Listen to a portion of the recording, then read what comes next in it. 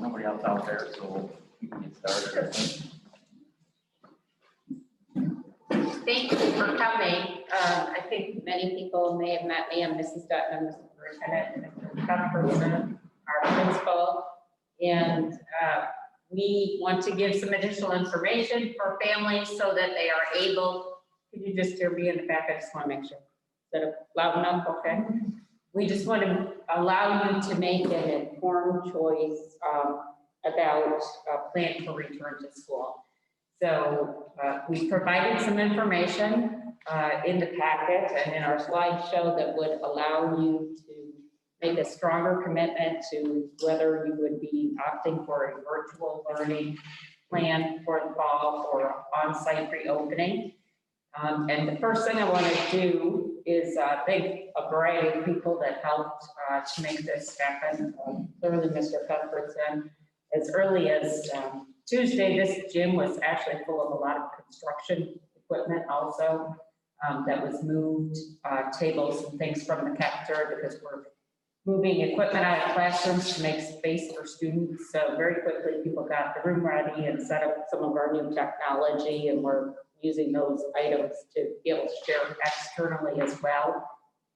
We had hoped to have the meetings in our new auditorium, but we also did not want to be concerned with the seating in that site. This allows for greater capacity, so we lost air conditioning by also moving here.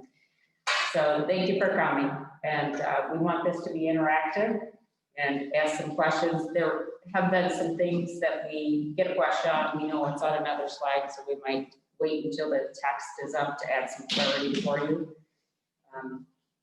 And the next slide has our agenda.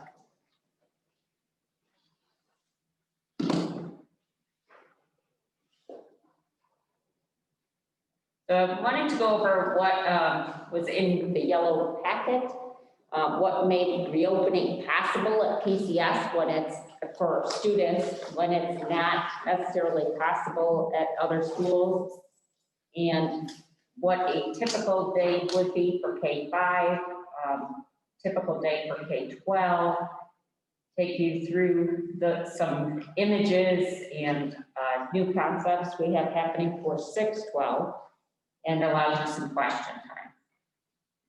So I'm going to talk about the yellow envelope because once we get through this, you'll have that information and you can just set it aside. So in the envelope, we did a couple of things. We tried to combine information about returning to school with required communication we have to have in the summer. And those items grow with different regulations. So when we prepared these, we tried to say the green page separates two parts in your yellow envelope. So everything after the green piece of paper, if we left it in the same order, is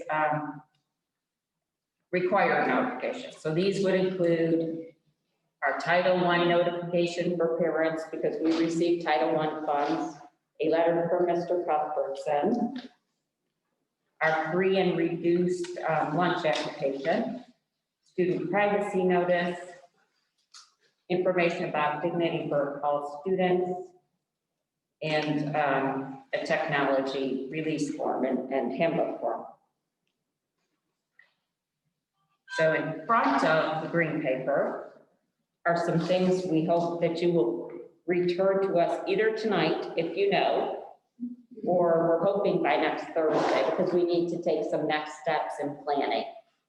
So the easy one, perhaps, for this group might be the blue survey form. So one of the items we're asking is, if you are a family that uses our bus note system, we are trying to develop how much change we can have on the routes and still allow some flexibility for families.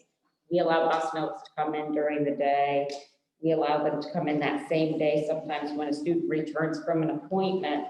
But with the critical numbers, we're going to have school buses and the social distancing requirements, we may not be able to accommodate that.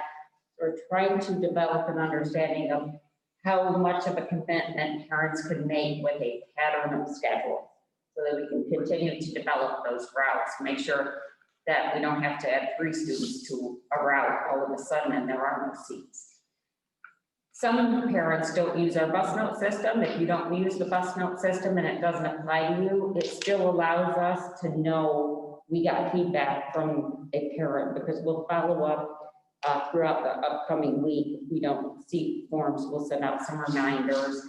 But this is often more used for K-6, not necessarily as much for 7, 8, 9, 12. The yellow form is also something we're hoping to learn. So in this case, some parents have called us in the summer, or we've talked to them on a topic, and they've said, I have no intention of allowing my student to use the school transportation. I might be okay with sending my child to school, but I'm not going to use the transportation. So we are also trying to determine if we can get those numbers so that we can either free up a seat for pre-K students, because we haven't developed a transportation plan for pre-K yet, or to see if that would allow us more flexibility with the bus notes, because we don't want to plan any of our routes really with more than 20 students. 21, in the event a new student would enroll, we have to very quickly fit them onto the route. So the yellow form allows parents to indicate that they won't use transportation for whatever reason, or perhaps their child is going to be a driver and wants to fill out paperwork at the office, maybe not necessarily for this group. And well, I had said to some families last night, if it doesn't apply, actually, if you turn it in with a big X on it, I at least know I gathered your feedback. So I'm rethinking that for tonight. So that might be something easy to fill out. The one that may, and I expect will take more thought, is the white papers. So the white papers are to allow you an opportunity to commit to only virtual learning. Some schools ask parents to make a commitment for the first semester. We felt that was a lot for parents to say their child would do virtual learning all the way through the end of January. So we are asking for a commitment for 10 weeks. Well, we waited to send this home intentionally because we felt like if a parent was going to make that commitment, they should know what they're opting into. So the white letter explains what you would be opting into with some, circumstances that you're helping us to know about technology and things like that, for you to understand that students would have to be participating, present, available by our Chromebook camera.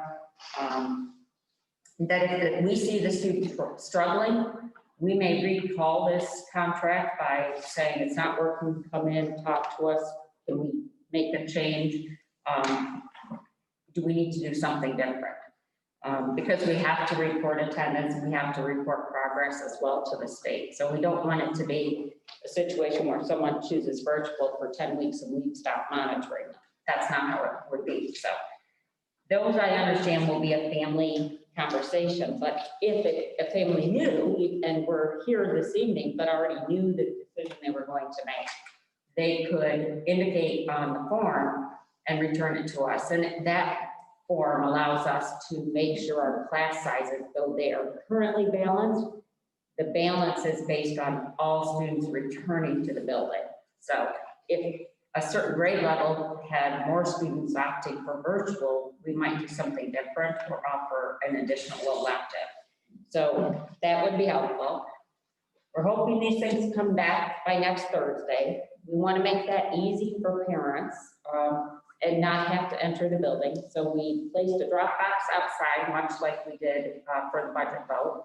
It's just under the canopy. So as you have conversations, probably pull it in over the weekend, to be honest about it, but just because I don't want loose forms either, but, and then put it out throughout the day and evenings and allow parents to basically drive through and drop it in. But if you have any of these forms, like the transportation that you know this evening, you may leave them with us. So that's what's in your envelope, and we won't refer to the envelope anymore, so you may set that aside if you'd like. Okay, so there's a couple things going on. Obviously, we're streaming this, and this is why my computer's up here, because as we're streaming, we're going to be getting, people that are home streaming, you can certainly ask questions in the stream, and I'm going to refer to that as we go through. So I may have to stop from time to time to ask those questions, but like Mrs. Dutton said, we are making this an open dialogue because this is what this is about. I first, would like to just say we understand the anxiety that families are under. So we understand that there's decisions that have to be made, and there have to be thoughtful decisions. But we're hoping through tonight we can hopefully answer some of these questions that you may have, so that you can make the best decision for your student. So part of the reasoning that we are looking at returning to school with full capacity is because of some of the data that we've gone through. And this slide right here is a pretty good indicator of where we currently are compared to where we were before, and what has allowed us to be able to do what we want to do this year with this reopening. So if you look at this slide, in the year 2000, population of students here was about 750. In the year 2003, there was a capital project here, which is, if you go up to the middle school, which was the 6th grade wing, and it has since been the middle school science and math wing. That capital project was done in 2003, and it added 11,000 square foot to the building. If you look at where we are now in 2020, the population that we are currently for K through 12 is around 480 students. And obviously we're in the middle near the end of our capital project 2020. And that capital project is now going to gain us about an extra 10,000 square foot. So we've added square footage and our enrollment has declined. And again, when we're looking at all those components and where we are, and looking at how we are going to return to school, we feel like we can get kids back safely. We can get all of our kids back safely. And obviously the question is going to be, how are we going to maintain that? And I'll say this, and I'll keep saying this, and I said it last night, when schools open up, we open up. It's not just Poland that opens up, it's going to be Utica, it's going to be Whitesboro, it's going to be everybody. Because we have parents that work in different places, so it's just going to happen. But for us, what we do inside of our building is what we can control. And when we go through our day-to-day and what we're going to look like for the day-to-day for your kid, safety is the #1 thing. And that is the priority for me, that's the priority for Mrs. Dutton, that's the priority for our board and our teachers. It's safety for our staff, it's safety for your kids. So everything that we are doing is with safety in mind. And again, for us, getting kids back in the building, getting them back to learning, and doing that as safe as we can, we think that is the best thing we can do for our kids. But again, that is going to be your choice. But we want to be able to hopefully give you some of these other details. So for middle school in particular, if you look at this slide, what we have done with our middle school, 6, 7, and 8, is we typically have 2 sections at each grade level. So typically, if you have a class of 40, 45, there would be 2 class sizes. What we have done this year, and we've been able to do this because of teacher schedules and we've shifted some things around, is we have now split them basically into 3 groups. So as we get going through this, you're going to notice that we're going to be referring to the teaming model. And each grade at 6, 7, and 8 has been grouped into a white, orange, or a blue team. Okay? And I've tried to make the teachers even understand this. When they're with their team, that's the team that they are going to be with for the day. So your kids are not going to be moving class to class like they normally would. The teachers will be moving into those classes. Okay? I just want to kind of go through this at the 6th grade level. These, again, based on current numbers, if every student returns, these are the class sizes that they would be looking at. So in 6th grade, there would be between 11 and 13 for those 3 sections. At the 7th grade level, right now it's 12 to 13 at those 3 sections. In our biggest group, actually, our biggest cohort in the entire district is our 8th grade, and that is currently right now would be 14 and 15 when we split them into 3. In saying that, I do want to be very clear that because of that number, we wanted to make sure that we had the room. In a typical classroom, regular classroom, if you look at the square footage, you're somewhere in the neighborhood of 600, 650, 700 square foot. That's a typical classroom. And you could fit 15 in that classroom, okay? The guidance that we got from the state was when we looked at this is they said you should average somewhere in the neighborhood around 20 square foot per person in that classroom, which we obviously would fill that. I went even beyond that, and I said if we were to draw a 6 by 6 square around each kid, that's 36 square foot per kid, you're still going to be well under that. Those 8th grade classrooms that they're going to be in that 2003 edition are roughly about 950 square foot. So they're bigger classrooms. They're bigger than your typical classroom. So that's where the 8th graders will be housed in those classrooms. So I just want to be very clear with that. These are some of the frequently asked questions, and I'm not going to refer to every one of these questions because a lot of the questions in this slide we're going to kind of go through when we're talking about tracing and testing. But obviously the biggest and most important one you probably have is the first one. It's how will the district offer remote learning, and which student populations will remote learning be available to? Will remote learning be different than it was offered in the spring? The answer is yes and yes. We understand the impact of what happened in the spring. We understand that it was difficult for families, we understand it was difficult for students, and we understand it was difficult for teachers. And it can't be that way. And we understand that, staff understands that, and I guess I want to make it very clear that it is not going to look like that, like it was in the spring. With virtual learning this year, your students, if they choose that route, they are going to follow their schedule like they would be here in school. So, and in a minute, I'm going to go through some slides and you're going to see what a typical 8th grader schedule would look like. And they're going to have to follow that schedule. And again, part of the reason for that is what Mrs. Dutton was talking about earlier. There has to be an attendance piece and there has to be an accountability piece for the students that are either in the building or remote learning. So if they go through their schedule, period by period, they are going to have to log into those individual Google Classrooms, period by period. And we're talking every period. It's not just the core.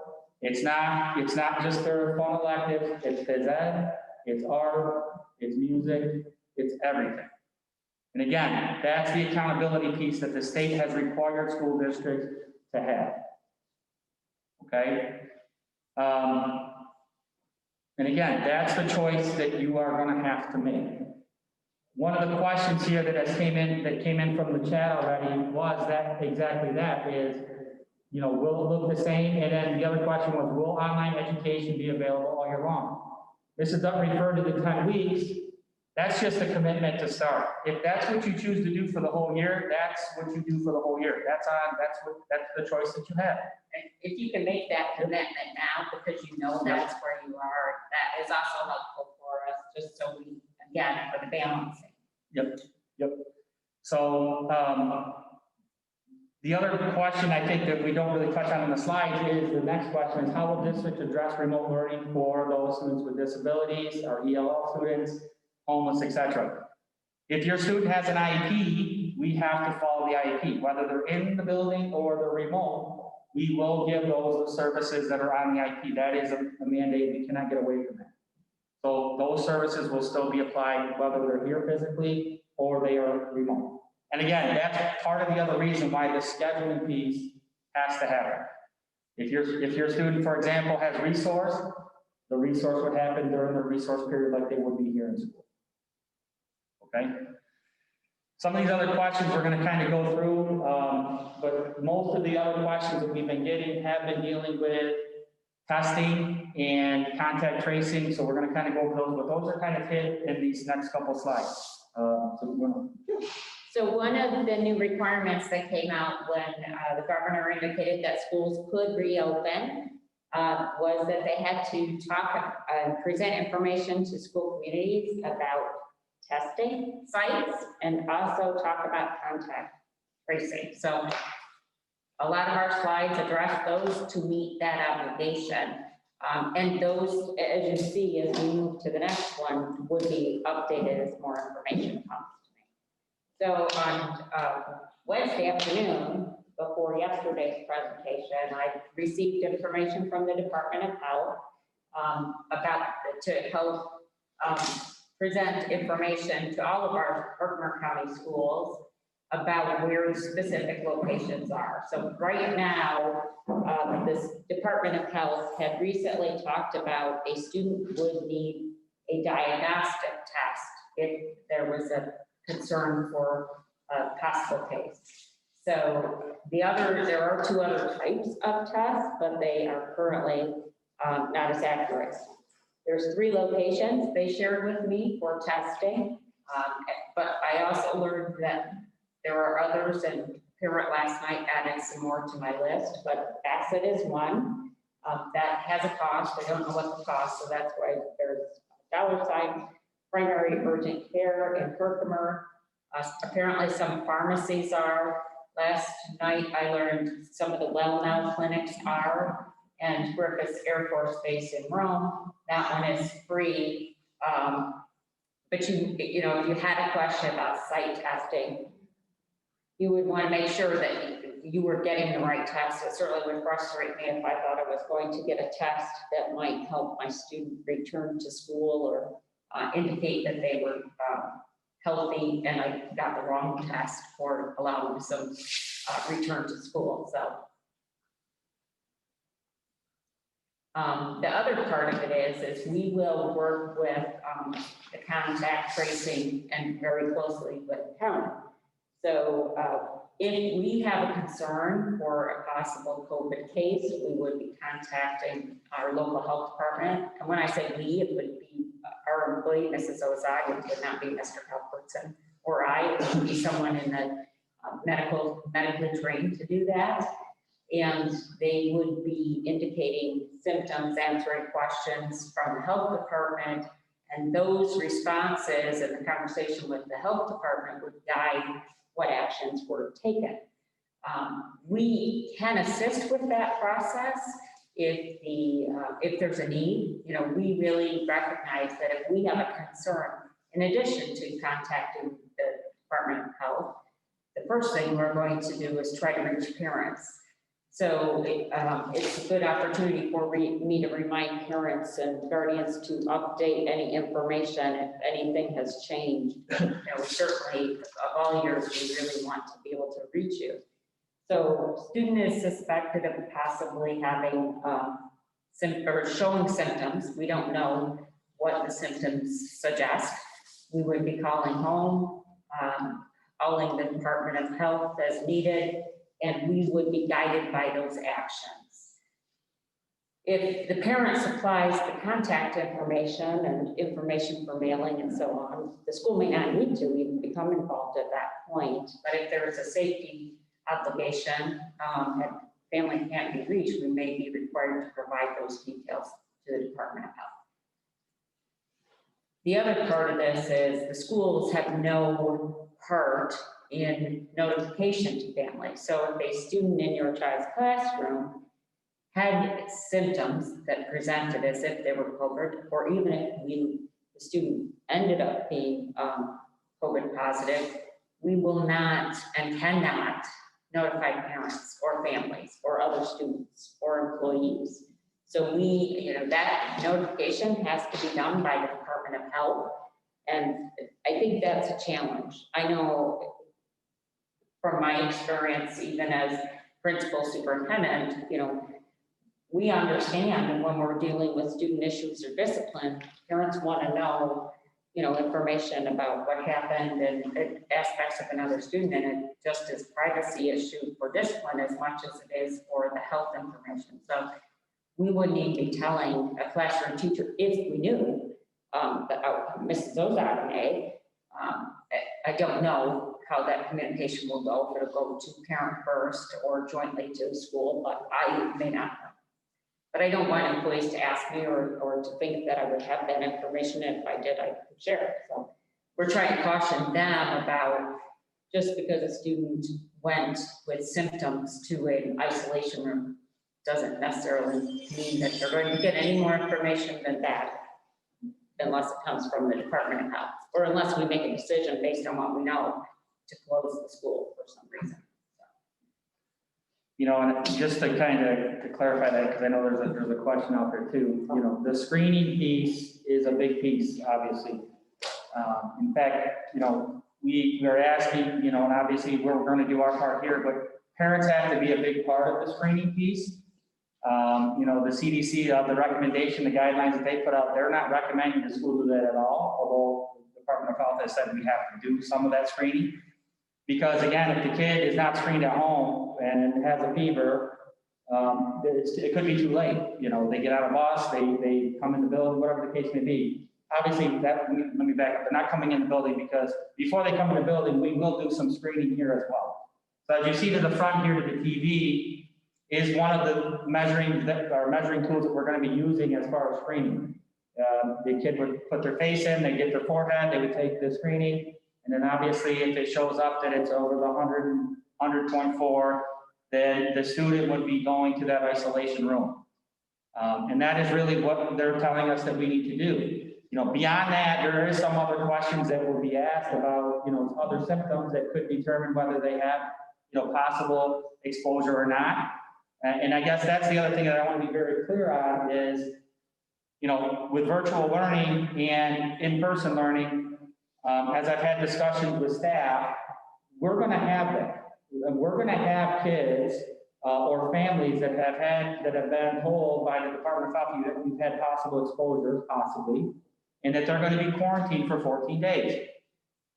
And the kid may not show symptoms, but they cannot come into school, obviously. So our teachers are going to have to think about that as we go through. Normally, a kid that was sick, they would send home work, and that's how they would get their work. This is a new environment for us. So the flexibility that we have to have of having that teaching happening while you have students in virtual is going to be a possibility all year long. And, that's something that we have to be prepared for, as well as being prepared to say that we are going to go fully virtual. That is a possibility. Nobody can predict, nobody has a crystal ball, but that is a possibility. We have to be prepared for that. And we've had many conversations about if we can get them here at least the first week or two of school to get them adjusted to what they need to have, get them accustomed to Google Classroom, go over our procedures, go over a kind of an orientation piece for what that will be. That would make the transition, if we do go virtual, a lot smoother for everybody, for families and for students and for teachers. So, to be very clear, that's a possibility. That's a real possibility that we all have to be prepared for. And that's some of the work that we're doing behind the scenes, talking with teachers, with our tech department, what is the options that we can do to make this so that we can continue learning, even though kids can't physically be in the building, whether it's you choose virtual or not, or it's a quarantine situation where they're up for 14 days and we're not having the kid not be instructed for 14 days. So I just wanted to add that too. Just one question as we go that was kind of related to that is if you opt for in-person learning, but your child gets sick and they switch to virtual. The answer is yes. The issue for us is that we don't want the back and forth. And that's kind of why we said the 10-week commitment is important for us, because that's hard when you have, this week I want to be in school, next week I want to be virtual, and there's that back and forth. And we understand that there may be situations where you can't come because you are quarantined, we'll have to deal with those. But it is a little bit different, because the other piece to this is, if you all in here tonight all say that we're going to have our students go virtual, and that's 30% of our cohort in sixth grade as an example, I may not need to have 3 cohorts in sixth grade. It may now go down to 2 with a virtual piece. So that's why it's important that we kind of have the data to show us who's going to want to be virtual all the time, who wants to have in-person instruction. Okay? You want to add anything to that? No. So this is kind of the steps. Sure. And so the screening process would be, we would have the student enter our campus, come to our campus, approach a door, there'd be a screening tool. If there are symptoms presented, the student would be brought to an isolation room that was staffed. We have some locations in mind that would be close to our exit doors, and we are also actively looking for BOCES itinerant employees that could be helping with those rooms that are LPNs or RNs, and that could be shared with other schools as well. Perhaps at a week at a time, because we didn't want employees in Poland and West Canada, rotating through the schools. That would defeat the purpose. So that's happening behind the scenes. But we would then contact parent guardian, consult with the ask you as parent guardian to consult with your pediatrician or the Department of Health, or a written assurance for us that the student is safe to return. And we understand that may or may not be possible because of a variety of circumstances. Could be a travel issue, it could be a pediatrician is not available on vacation, it has their own medical situation, their office is shut down. Without that assurance, we're saying we're having a 14-day virtual learning experience. We're calling that our own quarantine, but we can't truly, as a school district, impose a quarantine. So we're going to say, stay home. Without those 2 things, stay home, and we will virtually offer you the program. So that was a question that was just asked. I hope that answered the question that was on the chat. That is what happens is when they get isolation, that the parent would be called to pick them up. And then in order to return to school, the doctor has to give us clearance within that 14 days, or there's a 14-day where they have to be home. That is what the answer is. And that could change. I mean, we're certainly more hopeful of that those days, shorten, and the timeline for getting a test shortens as well. The other thing I will say is we know that there are some situations where kids have allergies or they're taking an allergy medicine that may cause them to have a symptom. Those are conversations that we need to have as with the nurse or us, so that we know that. But really what the guidance says, if they show symptoms and they can't identify what it is, that's what it's supposed to be. Obviously the number 1 symptom is the fever. If they've got a fever of that 100.4, there's no doubt that there's probably going to have to be some type of either quarantine for 14 days or a test to prove that they don't have it. And again, every week it seems like they come up with more and more symptoms. But beyond that, they do ask some other questions about exposure potential and things like that to either say it is or isn't. But that is really what it is. And the Herkimer County Department of Health has told us that they're really going to look to see if there's a combination of symptoms or, certain things to prioritize that, because we are certainly concerned, and many parents are, that my child didn't present symptoms when I sent them up to school. And this could be a true example.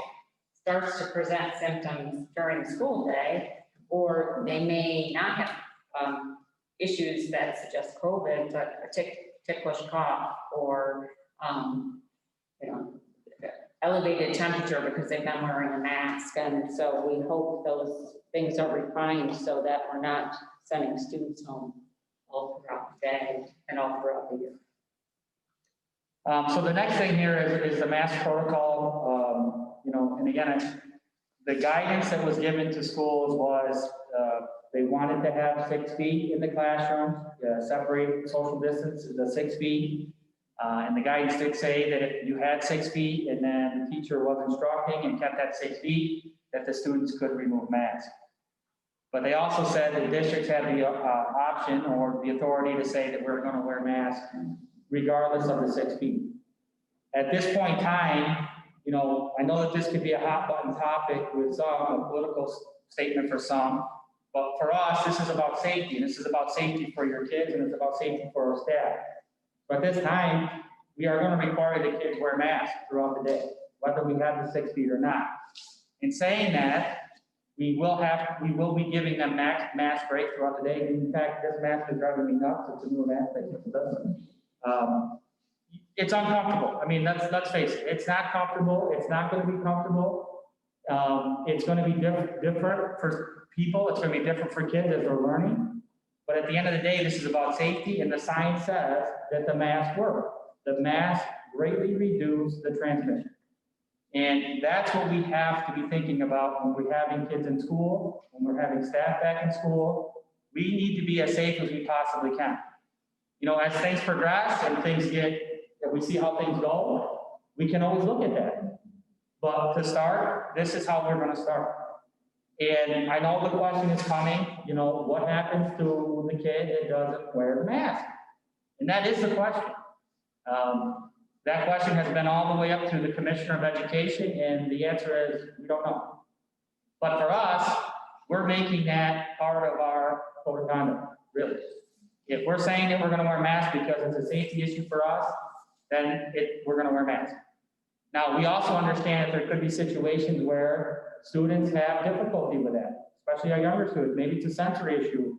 Maybe it's an issue where it's irritating. This is certainly not a situation where we're going to be punishing kids because they're not wearing the mask. Unless it's a situation where I know I can wear a mask, but I'm not going to wear the mask. That's different than a kid that's having an issue with a sensory issue or another unknown underlying issue. I know Mrs. Smith's here. She handles a lot of the discipline. We talked about this. We know that it's going to happen, and we understand it. But for us, it's more about why and what can we do to make it better so that it's more comfortable for you, as opposed to being punitive. And that's really what we got to get to. And again, with the understanding that we know that there's going to have to be breaks through every period, even. And it's going to be a situation where it's going to take some getting used to for kids. But they're resilient. Kids are resilient. And every kid that I talk to that has come to pick up a transcript or whatever the case may be, I've asked the question, what are your feelings about coming back to school? They want to come back. And I said, even if you have to wear a mask all day, we'll make it work. And that's just the kids that I see, and that may be different from other kids that I haven't seen. But I really think the kids will do what they need to do if they can come back to school for the most part. Question? Yeah. What are you thinking of mask breaks? And are those clear face shields an option? Because the shield does not cover, they can go underneath. I mean, I've seen different things. I saw one with the shield and they have almost like a beard guard. I don't think they've come out yet, but that would be acceptable. That's something like that because it's covering and you can't have the spray or that. Someone last night asked about neck gaiters, and so before parents went out or tried, communicated to students in their house that might be an option. I actually have asked Mrs. Ozak, who was already calling the Department of Health, to also ask that question because masks, have a variety of costs, and I certainly don't want a student hearing that's a possibility, getting all excited, and then first day of school, we have to, share some different news. So, we're trying to break those down, those possibilities of a miscommunication that will upset children. There were some questions last night about, will the school provide masks? Yes. Obviously, we want the students to be comfortable if there's a mask, and obviously it has to be a school appropriate mask. That it's comfortable for them, and that's their choice, but we have masks. We will provide masks for students if something happens, a breaks or an accident or whatever the case may be. So we do have that if students do need it throughout the day. And again, as far as the mask break in themselves, I think that's going to be, as we go through this, teachers have to get comfortable with that and students have to get comfortable with that. As an example, I'm up here, I take my mask down, I get a drink of water. I'm able to pull it out. There's going to be different situations. And again, I'm not saying it's going to be easy because, in here it's hot. Some of the classrooms upstairs, and Mrs. Oskowski knows this, gets very hot. There's going to be some uncomfortable moments. We know that. We've talked about some of the things that we can do to maybe help that situation, and we're going to do that as best as we can. But again, when we're talking about overall safety of our kids and our staff, the masks are, the science has proven that they work. And we gotta move with that. And we do believe as we all come back together when we have that part, it really is an essential part for how we reopen at the beginning. And if that would change, I did talk about this a little bit more last time, if something with that process would change, we would communicate with you with notification that next week, we've adjusted the practice even for a certain grade level for mask wearing. And those are some things we do. And an example of that might be when you adjusted the protocol for cell phone use in middle school. Parents received communication, students had an assembly. It's when it changed from what was typical for us, there was a specific kind of rollout so students and families knew what to expect. So the biggest question that even my own kids going back is what's it going to look like for our kids? And I think that's, important that we know that.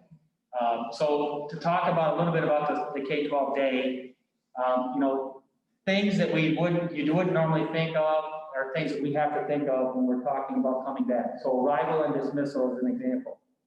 We have to have a plan for getting kids in the building where we're not bottlenecking kids or having them gather. So we've talked about this, about different areas of the building, whether it's the new foyer where the new gym is, the bus circle out in front, the elementary class, old elementary entrance. We will communicate that with you, but there's going to be separate points where students will get screened as they come in. And as they come in, they'll be at different places so that we're not having that bottleneck of everybody coming in through the main doors. We need to do that because we can't have the gathering of all these students together. At dismissal, same thing. Before with elementary, the walkers would gather down there in the foyer, and then they saw a parent, they would go. This year, we're not going to be able to do that. We may have to have them in the, we call it the multi-purpose, or the old elementary gym, socially distanced, and now we may have to use a walkie system where, John Smith, your mother's here, now Johnny can go. All these little things that before was just, normal routines for kids, it's going to be very different. And it's going to be very different for our staff. And, part of what we have to do is kind of have an orientation of procedural protocol orientation for students and staff as they come back. Those first 2, 3 weeks, 4 weeks even, it's going to be those type of things that we have to kind of over-condition our students and our staff because it's not going to be normal. And we understand that. So, even in, I'll talk about the bells are going to be different. For middle school, not so much. It's not a big deal because they're not going to be moving, but teachers will have to move. Just having one-way flow of traffic in the hallways and those type of things. Again, when we do these things, it's all about the safest thing that we can do so that we're not having gatherings, we're not having them, in a position where we're going to have, people touching people and having those exposures. I don't know that we put in anything about lockers, but we probably should know about that. Yeah, so with lockers, traditionally, every kid is assigned a locker at the beginning of the year. We are not doing lockers to start. And obviously, at this point, when they're in the room and they have the space in the room, they're going to be able to have their things with them. And teachers are, we have to make accommodations for the different subjects and the different, materials and supplies that they're going to be having. And again, we don't plan on doing that at the start because we want to see how this goes.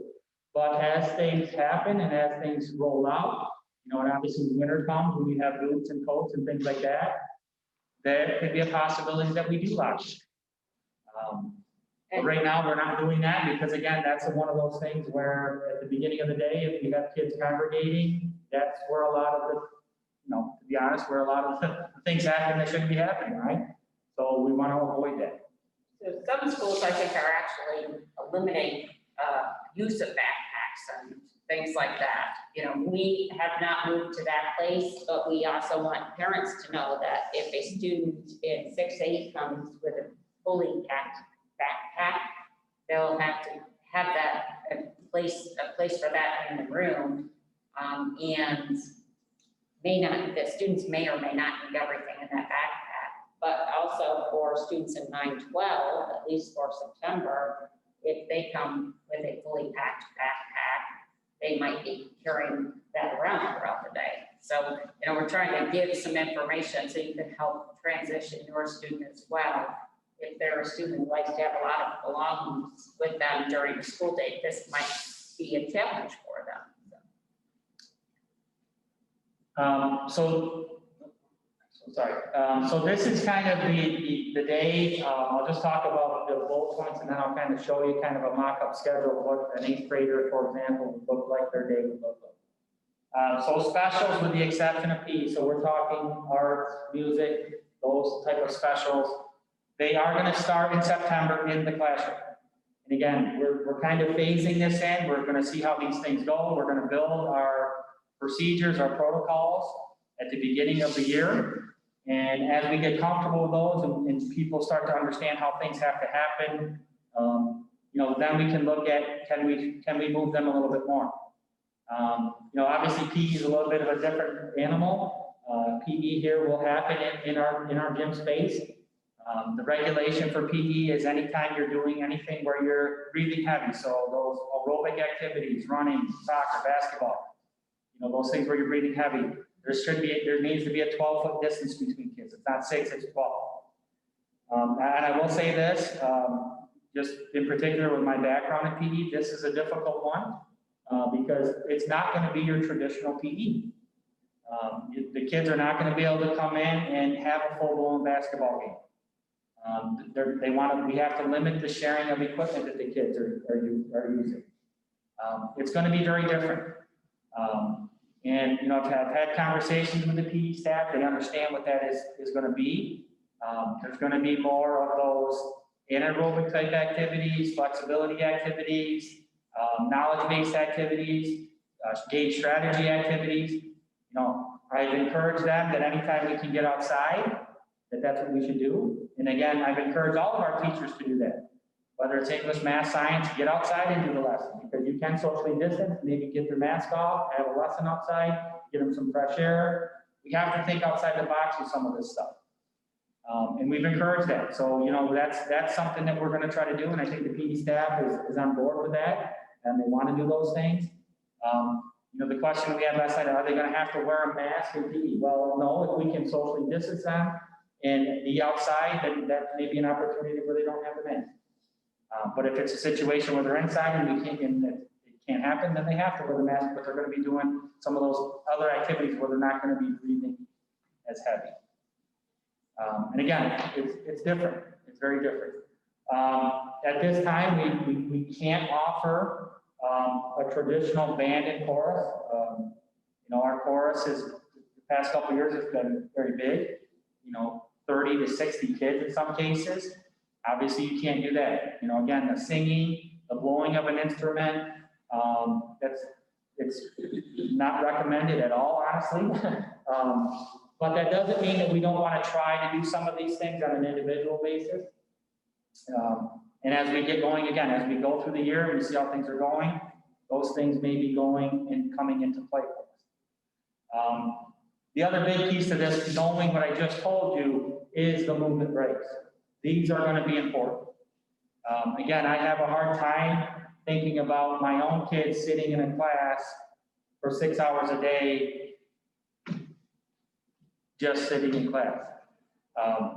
We understand that. So we have done some things within the schedule, and I know the teachers, when I've talked to teachers about understanding that and building some capacity within your lessons about having some movement breaks, and that's going to be necessary for these kids, especially our middle school kids. So there will be movement breaks as well as mass breaks throughout the day in the classroom. It has to happen. It's one of those necessary things. It's just a different type of learning that we're going to be dealing with, and being able to do that's going to be important for our middle school. Just one thing, you know, it's an indication of how challenging we already expect the band and chorus to be. At the end of July, we were notified that there will not be any Elk County for the fall semester. I mean, that really just having students in large groups is not an option. Could there be a situation where something could be streamed with 2 students singing, students playing instruments possibly, but our traditional assemblies and concerts are very unlikely to happen. In fact, in conversation with the school physician and talking about, we've got this auditorium that's done and it's ready, and we hope to have concerts there and drama club performance. She would not recommend that for the district at this time in the first semester, minimally, if not the whole school year. So, but we also recognize that there are students who enjoy those activities, and that's some of the reason they enjoy coming to school. So we want to accommodate and balance those things as well.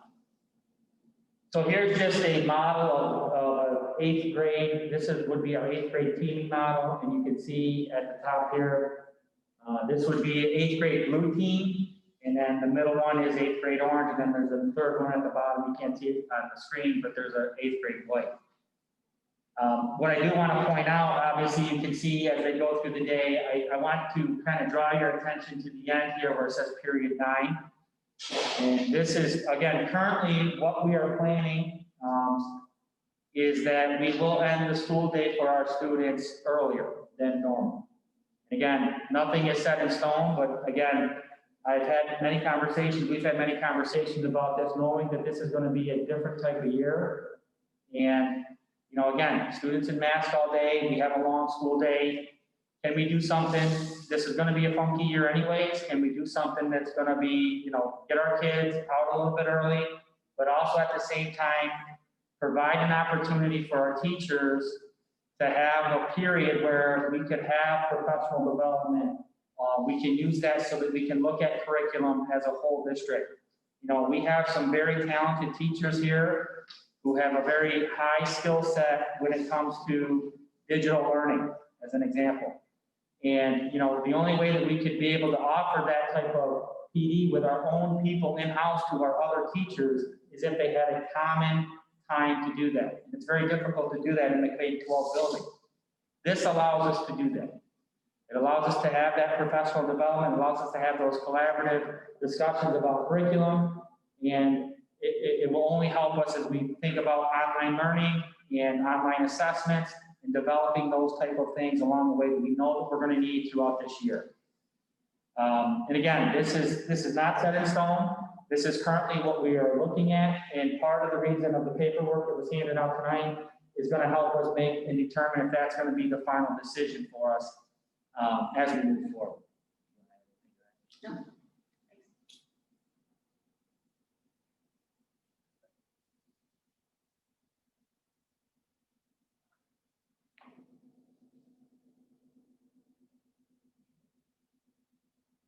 Sorry.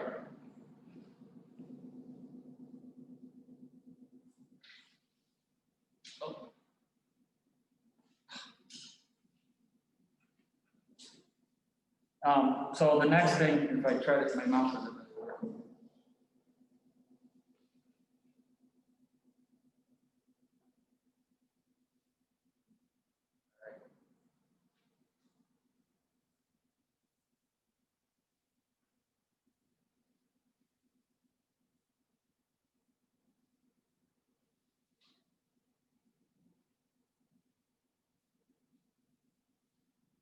Well, let me move on, see if I can get that up. Oh, no. Well, so I can, the next slide, I'm gonna skip one, Mr. Cuthbertson. I'm gonna go to breakfast and lunch, Sure. because I can talk about that pretty easily. So we are having, to look at eliminating our morning breakfast program as it has been. And the reason for that is all students, all from the transportation, the walkers would congregate in the cafeteria all at once, buses arriving only minutes apart, and students would go through the line. There is absolutely no way for us to socially distance, sanitize, get the room ready for lunch with that model. So we also know we want and need to provide breakfast for students. So the model we'll have for breakfast would be students would have an opportunity to take it home with them the day they leave and consume it in the morning before they come to school. So the transportation arrival time might not be what it has been either. So sometimes students have, even for the morning, sometimes students' buses, the first one would need to be here at 7:35, so we staggered. Coming here without the breakfast program, we might be able to push some of the buses up and allow students a little bit more rest time, not tremendously, but some of our buses are very early. Do you want, at lunch, you know, at the beginning, we're going to have our elementary classrooms have a lunch delivery at 6-8. You want to talk about that? Yep. So 6-8, they're at different times, they're not at the same time. So again, 6-8, we will be setting up 2 lunch spaces. Obviously, one of them is actually going to be in here. We'll set up, so, you know, desks, tables 6 feet apart.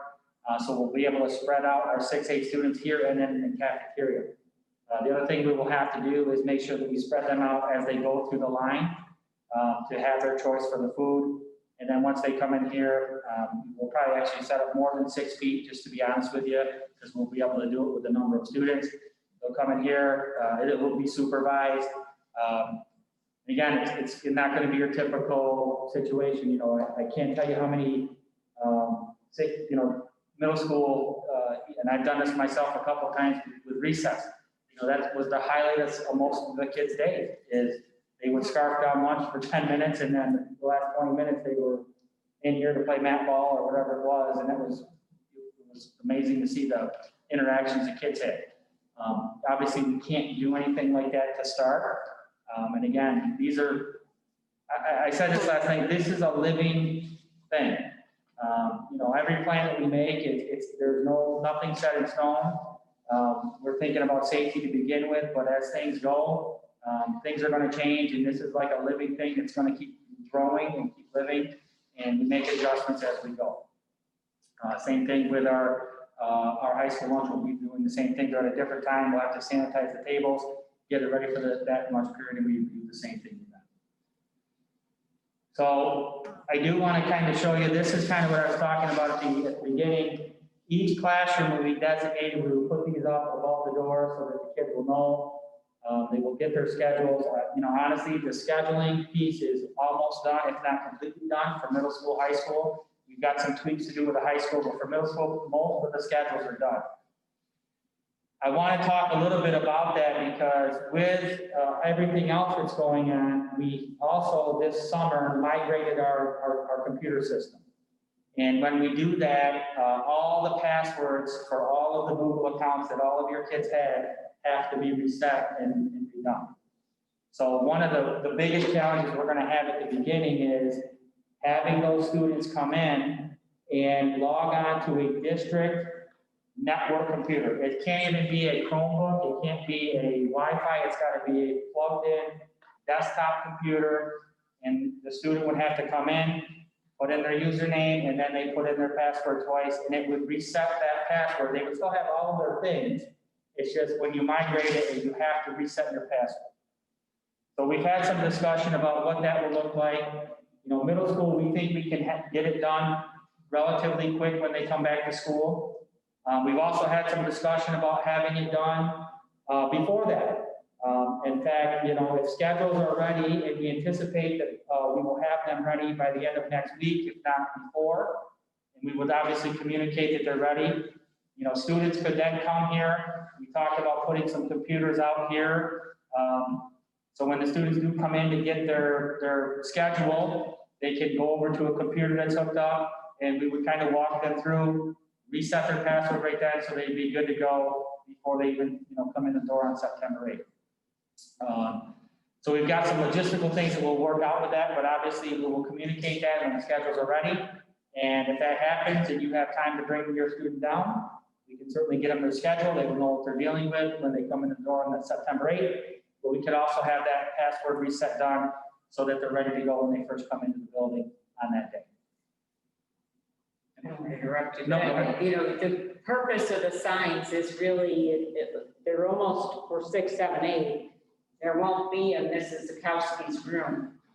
So we're trying to, you know, rethink that process. So there won't be, per se, an English classroom for 6th, 7th, and 8th grade because the teachers themselves are moving. And, you know, and we know for students that have already experienced 6th grade and know where those locations are, they're gonna have to think about that. But that is some of the reason for the coding of the colors and calling them teams, so. And with that, we've had to move some rooms that were traditionally in different places. For example, all of our 6th graders will be in the one wing that's off of the door where the main office is. And the reason, again, we did that is because if the 6th grade teachers are moving between those classrooms, it doesn't make sense for them to go from that side of the building to this side of the building. Again, supervision. Same thing with our 7th and 8th grade. They will be in that one, you know, that one main hallway. We got to go around the corner a little bit for them to make it work for the number of classrooms. But again, the transition for teachers would be shorter. The supervision would be there, so that we're not having teachers, you know, go from one side of the building to the other side of the building. The other thing is that they will all be Chromebook. We are one-to-one with Chromebooks, K through 12 actually. And in these classrooms that your students will be in, their team rooms, they will get their Chromebook. That will be their designated Chromebook. They're not sharing it with anybody. It's going to be theirs for the year. That's the Chromebook that they're going to be using. And again, in those situations, if it is a virtual situation and they need hardware and you request that you need it for home, because some do, some don't, they would use that Chromebook that they've been using all year. We also understand that there's, you know, if that does happen and we have a remote situation, you know, the access at home is challenging for some. We would need to know that if we needed to provide you a hotspot. And even in those situations, there may be a situation where the hotspot, you know, gets cell service. You know, so we have to work through those things. But again, we're trying to limit the barriers that we have if we do go remote, to make sure that learning can continue. So here's an example of a 6-8 classroom, and honestly, this is set up, but it's not completely set up. There's some things that have to actually be moved out of this room, but as you can see, the desks are 6 feet apart. That is going to be what a typical room is set up. It's pretty much going to be the standardized setup for each room. The teacher desk may be in a different spot in some cases. And again, this is, I would say, one of our smaller classrooms. And you could easily fit, you know, 14, 15 in there. But again, most of them are not even close to that capacity.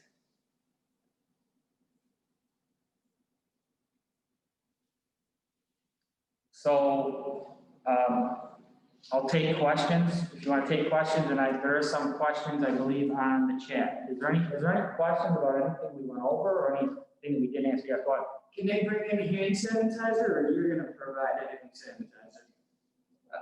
Both would be the answer. Actually, we have, I think, well, we requested 400 gallons, and I think it's lining the hallway of the pump sanitizer that's outside our door right now. You can actually just turn and see it, you know, with the pump.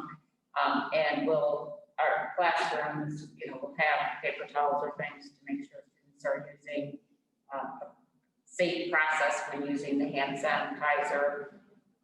You know, I would say it would be a very good idea to have your students with a water bottle. Obviously, we can't have the regular drinking fountains like we normally would. We'll have the ability to fill up water bottles, which they're not gonna be able to drink out of the water fountain. So I know that there's been some questions about supplies, and I've been working with teachers about getting that, and I will post that on the website as far as supplies for middle school, high school, as well as elementary.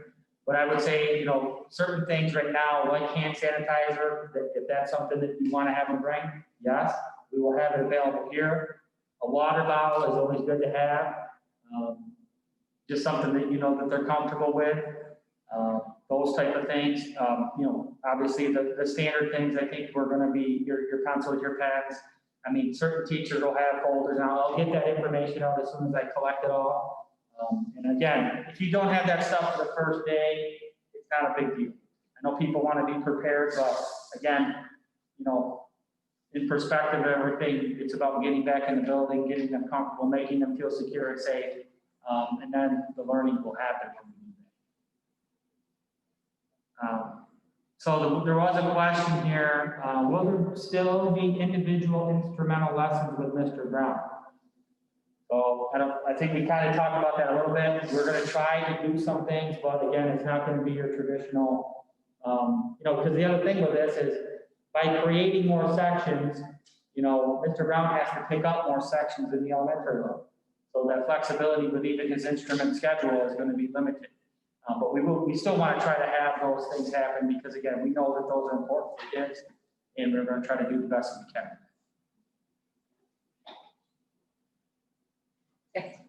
Earlier when you were talking about masks, did you say no neck gaiters? I'm finding out from the Department of Health. I just was concerned if people don't already have them in their homes. I didn't want somebody hearing last night that it was okay or not okay. I've seen more often a more traditional mask being used just in the travels that I have. So I asked for some clarification. I use them, but I did see an article that they said, but again, That's why. the media does their own thing, so I don't know, I didn't read it too honestly, but it's like, to me, it's some of the masks that we've seen is they're thinner than those or whatever. Right. So we just were concerned, in the end, we have to work so closely with our Department of Health. That that's a simple yes, they're fine.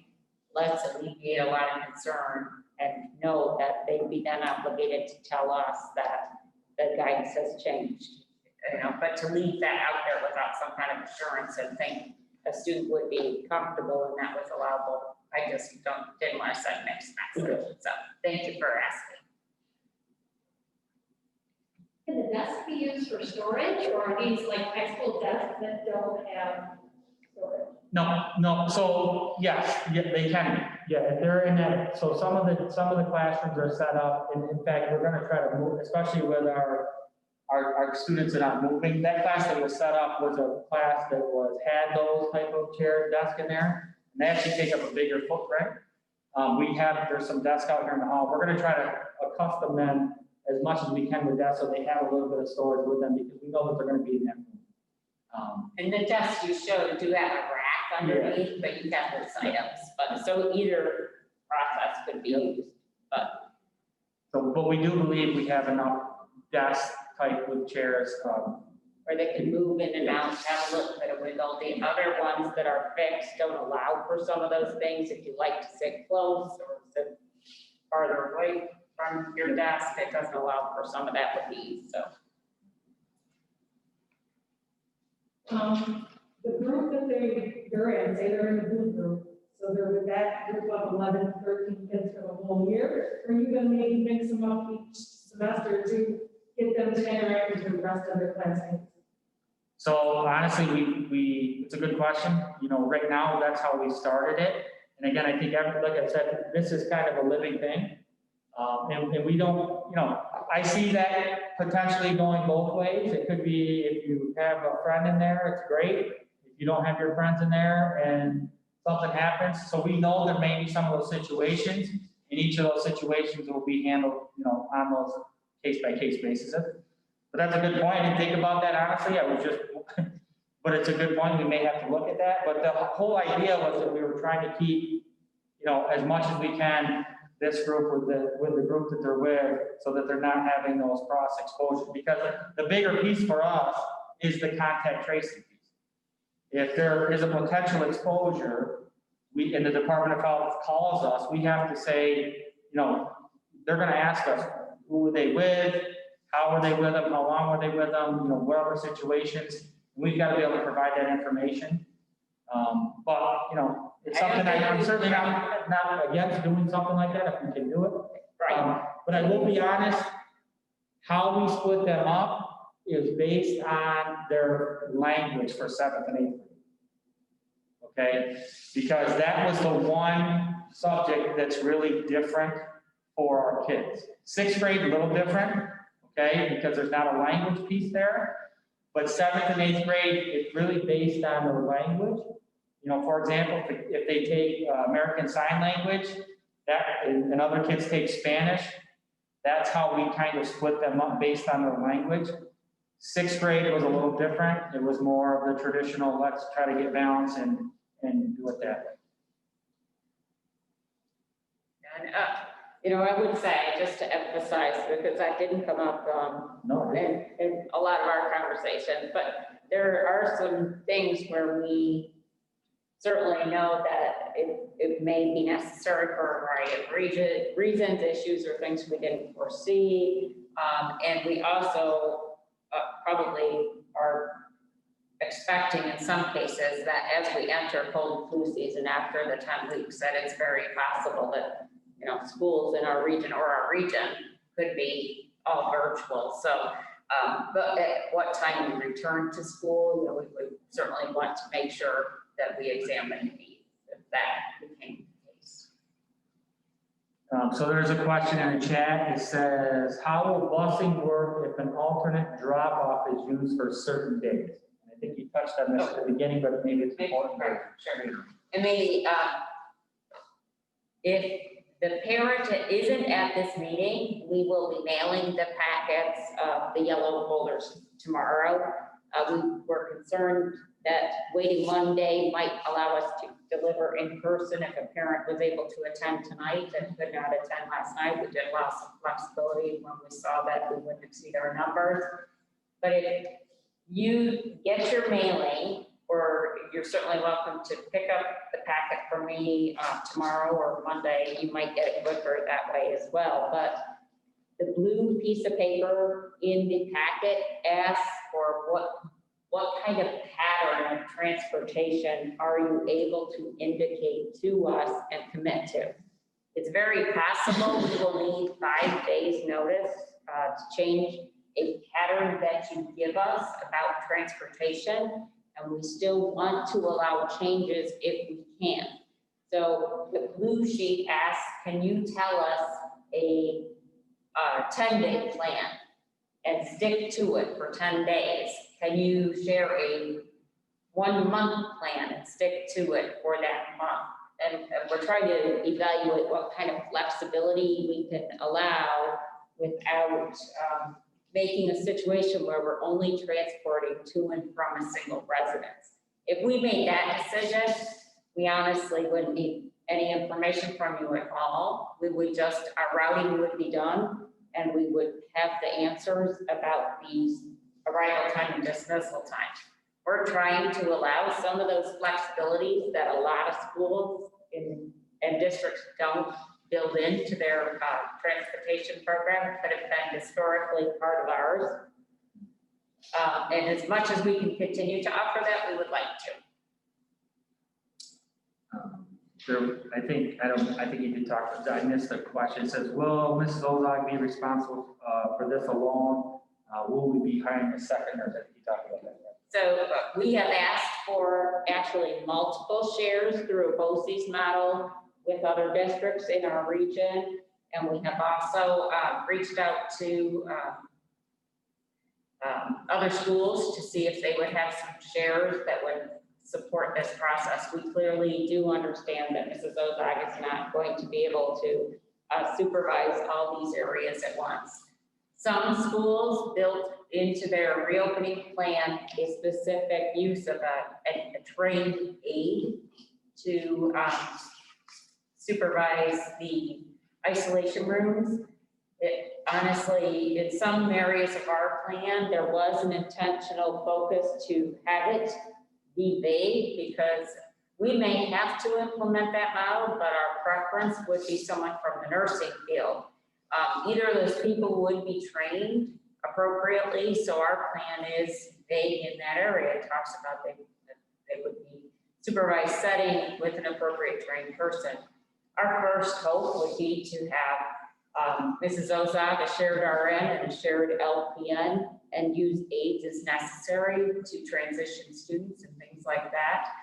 But I don't have final information about the model yet.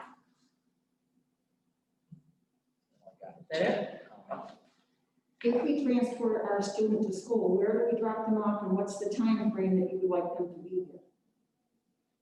So we are talking about multiple sites. So I know the age of the students you're talking about. So we're trying to limit, especially without breakfast, the need for a student in sixth grade or seventh or eighth grade to be dropped off at the elementary entrance or the bus circle and then cross hallway. So right now we are looking at sixth, seventh and eighth grade entering, especially if they're dropped off by the tornado in the front of school, but we haven't finalized that, but we are asking for parents to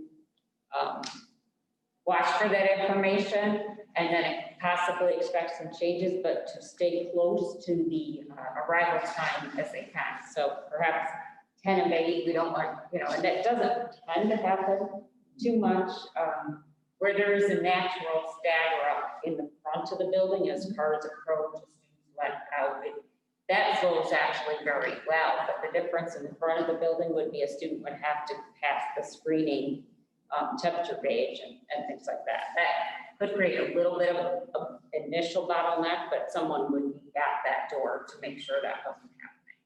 We've talked about high school entering in the new lobby because a lot of those students will have a first class of PE when they come. And so that may make some sense. But we also talked about if a student is in 9 through 12 and they're bringing other siblings, we want to know those circumstances. I don't know them all, but we don't want a student being left alone that's too young, unsupervised while a high school student goes to another door. So as that guidance comes out, if you have some pieces there where there's some supervision or an older sibling delivers a younger sibling someplace, please reach out to us. Leave a message at the office. We need to know those situations so we apply some good judgment to each situation. And then we're talking about K-5 arriving still at the elementary, and then just transitioning down the hallway. We also talked to make those things happen about making some different employee arrival doors and not having our employees in the elementary building enter by the same doors as students in the elementary, and moving our swipe in cards so that we also eliminate some of that bottleneck that should occur at any time. So as soon as we can get those out, but either at arrival or dismissal, we do want, we don't want students waiting or outside unsupervised too early. Thank you. Is there any other questions? I guess when we start entering the cold and flu season in the fall, how are they gonna start distinguishing between like just an upper respiratory, a head cold, keeping the kids home? Are we gonna be mandated every time our kids stay home or get sent home and we have to take them to the doctor to get tested? We hope not, is the honest answer. That's why I know yesterday that I learned that there was a Department of Health meeting because we all have a concern about that, not just for parents, but also for what is the capacity of our local health department. And all of our Herkimer County schools are saying, you need to go to your pediatrician or have a diagnostic test before you return to school. We're going to be creating quite a backlog for the county. So I actually expect that information to change And as we've been presenting last night, tonight, you know, some situations, the emails keep coming and the guidance keeps coming. And that's great, because the more guidance we get, the better we can provide information to you. And so I'm trying to determine the best way to maintain that communication, but preserve what we've talked about. And so as today, we talked about, do we make a separate presentation for the elementary night and a separate one for high school? And as we talked about it, we decided, as we need to change things, now we're changing perhaps 4 different slideshows that we want to put on our website. We want them to be accurate. At the same time, since I believe new information came to me today, I also want parents to have an easy way to see the slideshow has been updated. So I didn't post it to the website today because I believe there may already be an edit that could be necessary. But I wanted to reserve the opportunity for myself to ask a clarifying question if it was very different.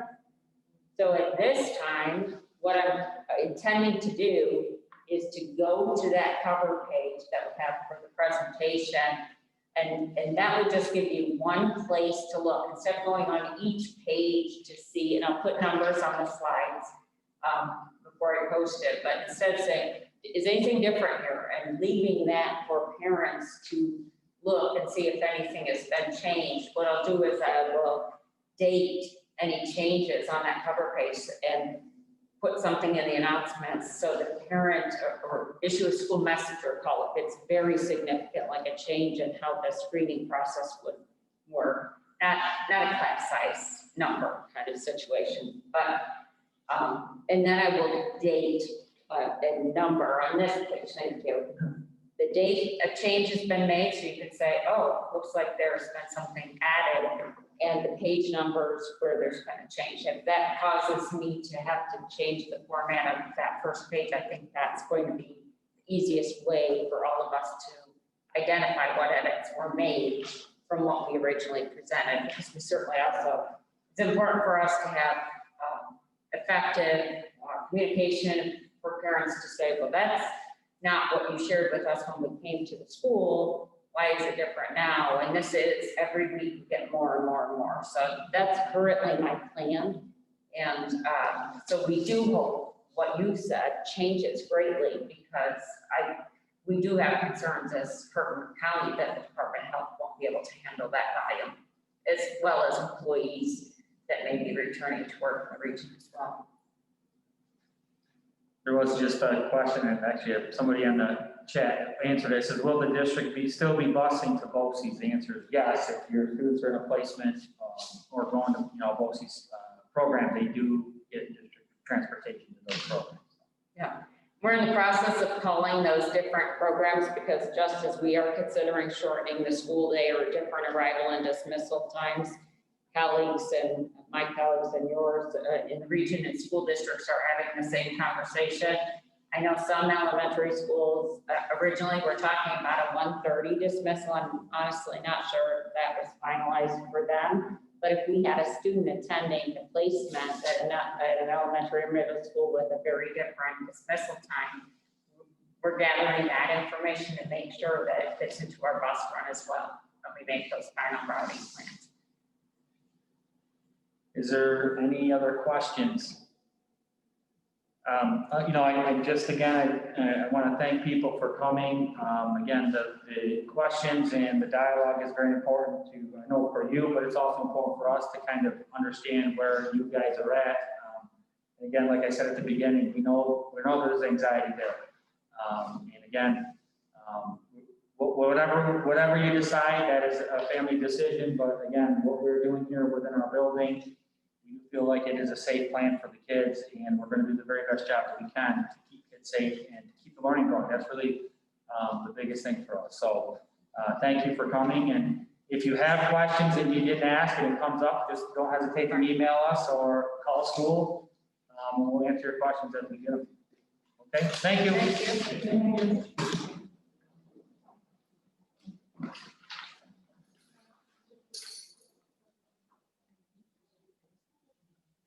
I do have another question. Yeah. that's still just on hold. Yeah. to the end of September. Yeah, right now. People think it's Pretty much. The only thing that's gonna be different.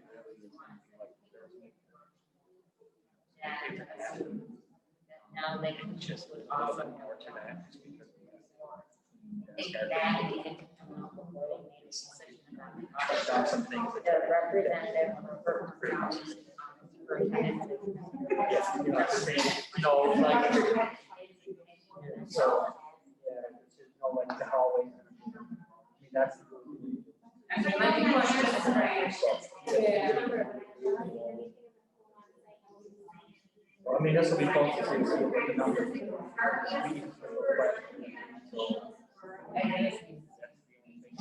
You know, I.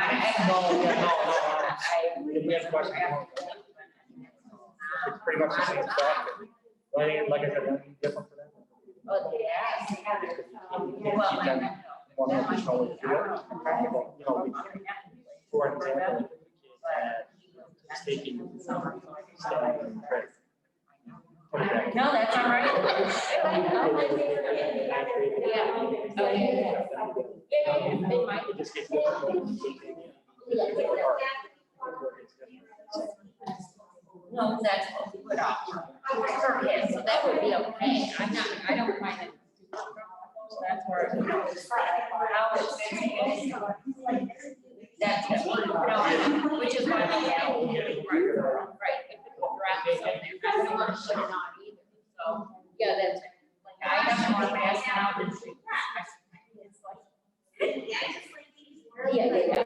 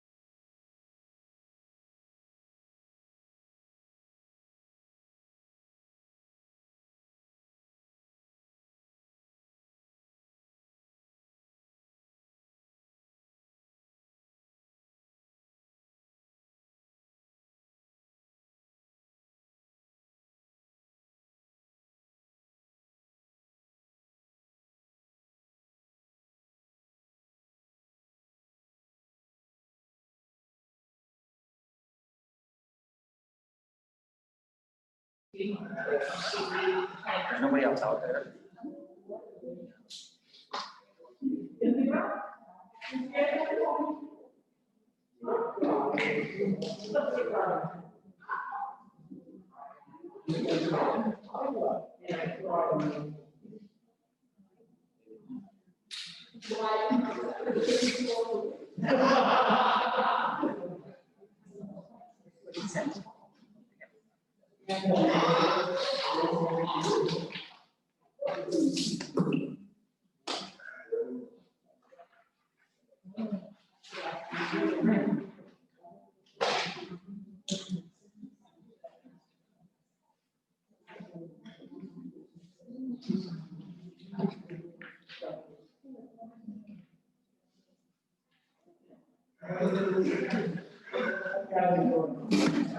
So we're gonna get started. We peeked outside. We think we might not have too many more people come, but we certainly will post our slideshow online.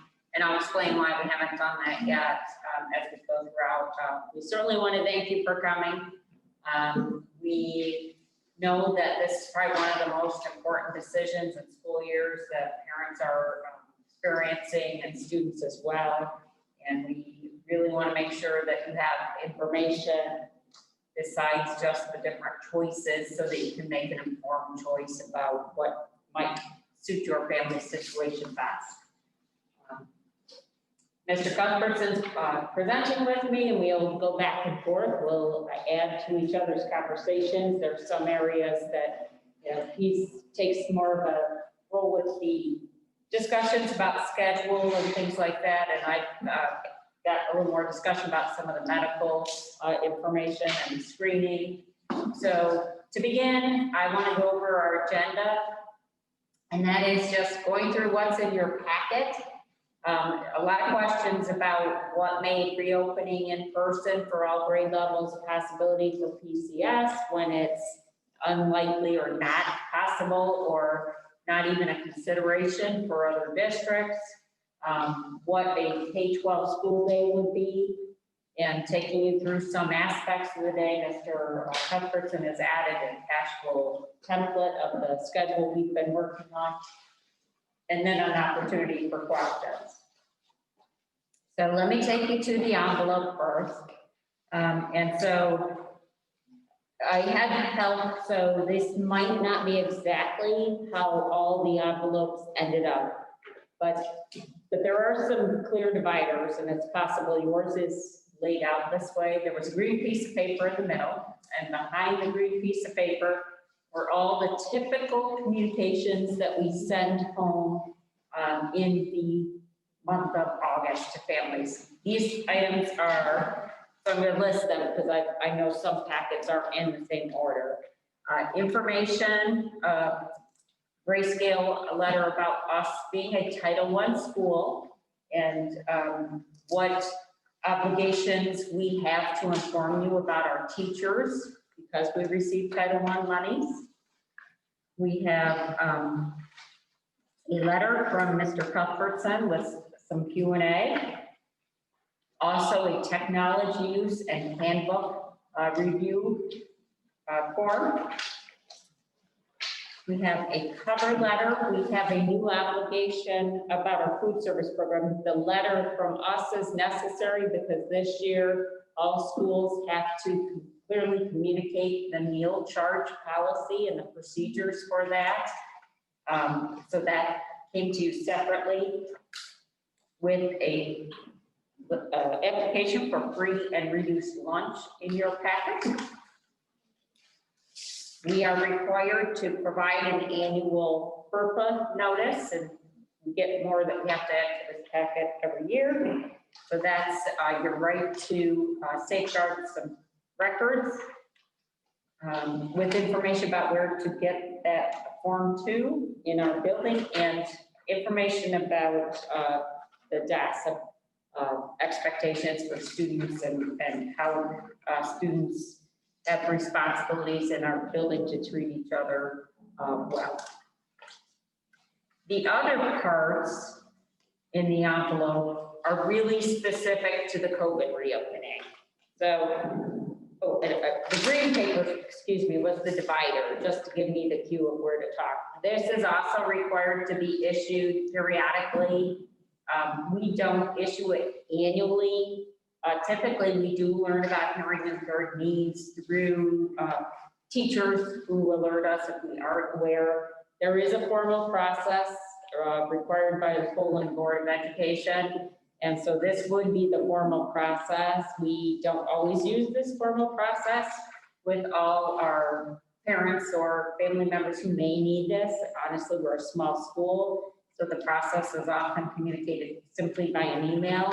But because I have to share this information with you by our policy, I'm doing that, and it's to be provided to every family member. All right, so there's 2 white papers, a yellow paper and a blue paper that should remain.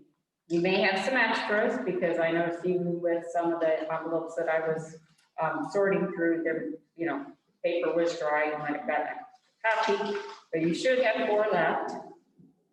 And so I'm going to talk about the blue form first, which probably applies least to this audience.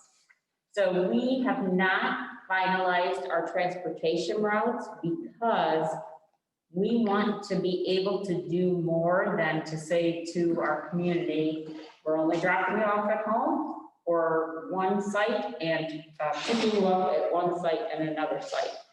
Truly, that would be easy for us because we have that information for the most part for our families, but that has not been the system we've ever used. Many of you, when look out at you, are parents who had children in the elementary building, had the ability to write a bus note. If you forgot to write a bus note, could call in and make a bus change if the student wanted to go on a different transportation schedule or needed to share that transportation plan because of a custodial issue. We accommodate all those things, and we have a great system for doing that. We continue to refine it for safety. But with the limitations for the number of students that are transported on our school buses this year, we don't know how much flexibility we can allow.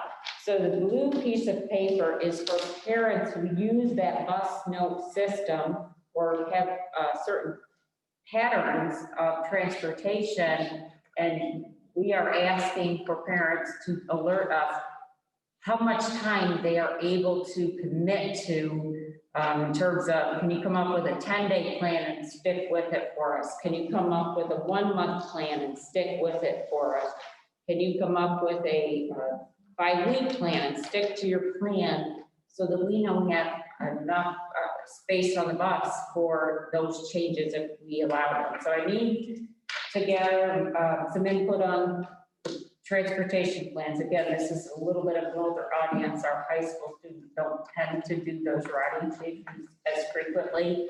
But if you do have one, please communicate that to me or to us. If you don't, actually, I didn't present it this way last night, but I actually think it would also be fine if you put a big X on it, because at least I know we communicated to you, your form came in. And rather than guess or assume that no form means you don't have to use the bus note system. So that's one item, which you may be able to return very quickly. The other transportation item on yellow paper is about making a commitment to either self-transport or maybe your child's a driver. So let me be clear, everybody's envelopes should have the same materials in them. So if your child isn't currently entitled to transportation, we're not saying we're going to transport them, but I certainly didn't want people that came to our presentations to say, I might live in the village and my child's a walker and looking around, why don't I have a yellow paper? Everybody's facts are the same. But if you know you have a child driver in high school and they're going to be driving, there's a process for getting a parking pass from Mr. Cuthbertson's office, but we would use this seat on the school bus, certainly for either pre-K or other students, or to allow us the flexibility of the bus note system, maybe allow some more allowances than we could if we didn't have the seat available. So if you could make that commitment too, that would help us more with our routing. And again, if it doesn't apply to you, I do have box on the one form that doesn't apply. This, you cross it off. I know I've heard from you. We want to make sure we don't spend too much time chasing down the forms, but if people need more time to evaluate the possibilities, we also want to give them that time. And then the two white forms work together. We know that a lot of the schools in the region did some surveys initially in July to ask about virtual learning or coming to school. You know, we explored that, I'll be very honest about it, but Mr. Cuthbertson has students, young children.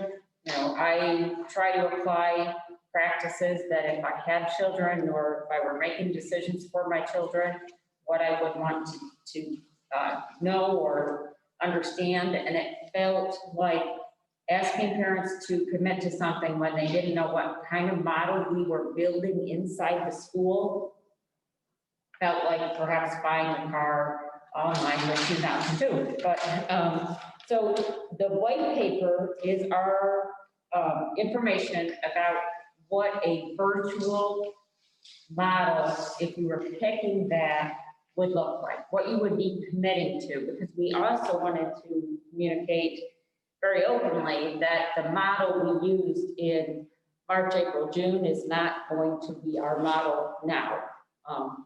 And so we were worried parents might be making a choice on opting for a virtual model, thinking it would be like the springtime.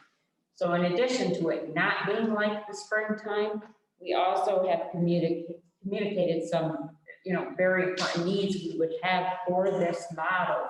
Like, we still need to get a hold of parents very quickly if there's a student that is struggling or is not reporting to the classes that the teachers are holding. So making sure that you're committed to providing us with updated information, making sure you're informing us that you have at least, examine the possibility that you have resources, even if we supply a Chromebook, and we might be able to share a hotspot if that would help a circumstance, but perhaps maybe if your residence doesn't have strong Wi-Fi, a family member, a grandparent, a cousin, someone else does, that you can make the situation work. And then on our side, we also wanted some assurances that if a student wasn't showing up to attend to the classes, or if we saw their academics were declining because of a virtual model, that we would want to pull them back into school, and that would be helpful to their learning. So now you have our expectations very much in full. If you were choosing a virtual model, and you would know what you were agreeing to if you chose that. So this paper, and you can read it, and it's very likely a family and weekend discussion, and this paper function together. This paper would allow you to commit to 10 weeks minimally. If you know you're doing that model for the whole school year, please feel free to write that on the paper. But we also evaluated what our partners in the region were doing. Some schools are doing a semester commitment at a time that you would have to select virtually until the end of January. I know West Canada is also doing a 10-week commitment, so is Poland. Some of the schools, I'm not sure if they have decided. We've talked about it quite a bit. Our feeling is trying to reach a marking period and see how it's going might be a good measure, and maybe what a student thought it would be, or your circumstances have changed. Perhaps you've been recalled to work. So we're trying to be flexible with that. We might talk about opting in and opting out more as we go throughout the slideshow, but we do know, we have had some parents contact us at right after schools were able to reopen, and said, if schools are reopening, for my particular circumstances, I'm picking virtual, and my child is not coming back to school. It's, for a safety issue or my own safety with the student coming back and forth to school. And so I know even those initial conversations, we really felt the need to say, we want to support you through that process, and we recognize that every circumstance is different, but please know it is a different model. we're preparing, you know, the parameters so that we both have a clear understanding of how it would work. So for the most part, I'm done talking about the packet, other than we added Dropbox for these materials under the canopy, much like the budget vote, because we want parents not to have to come in and be masked up and buzz in and call ahead. So we have a Dropbox under the canopy. It'll stay out through Friday late afternoon. We'll pull it in Friday late afternoon, put it back out on Monday, but we'll leave it throughout the week. We ideally like to get the COVID-related items back from families no later than Thursday, so we can continue to work on our class sizes and transportation plans. But if you need more time, we understand that too. If you let us know they're coming, that might be helpful, that you need to have more dialogue with us or whatnot. So I'm going to put my papers where you can do the same if you choose. And we'll continue with our agenda. So, you know, I just, first, I want to thank everybody for coming, and there's a couple things going on. We're streaming this, we have some people online, and obviously I want to make that clear that the people online are going to be maybe asking some questions in the chat that I will give to you, and I will try to answer those questions in the chat as we go along.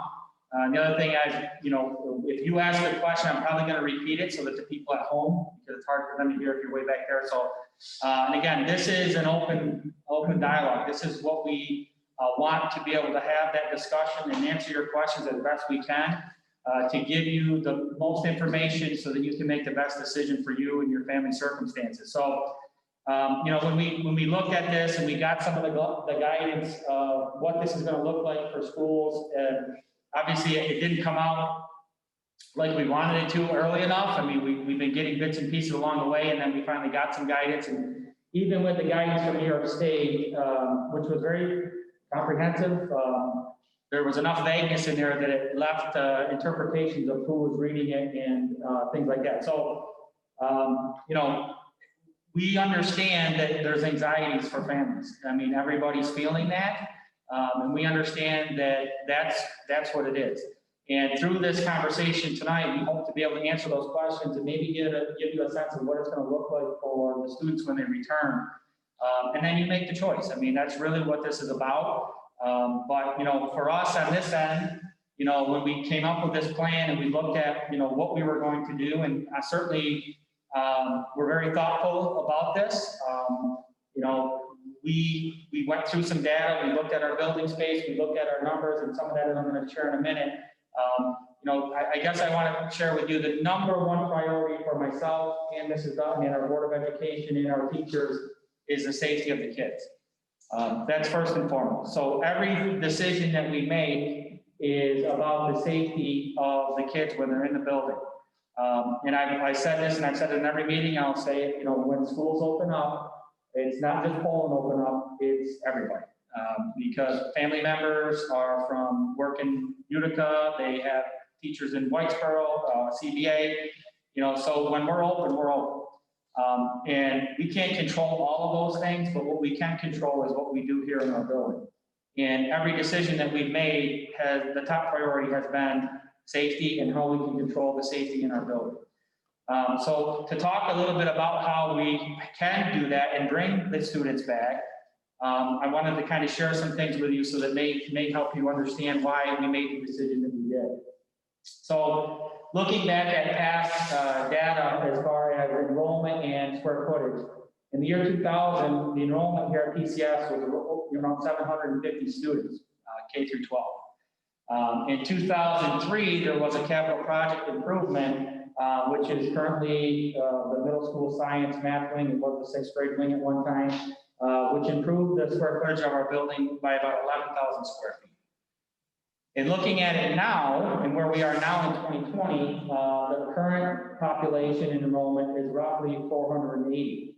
But at the same time that's gone on, we are still in the midst or at the end of our capital project 2020. And through those projects and the things we've done with those projects, we've also gained some square footage there as well, almost another 10,000 square foot.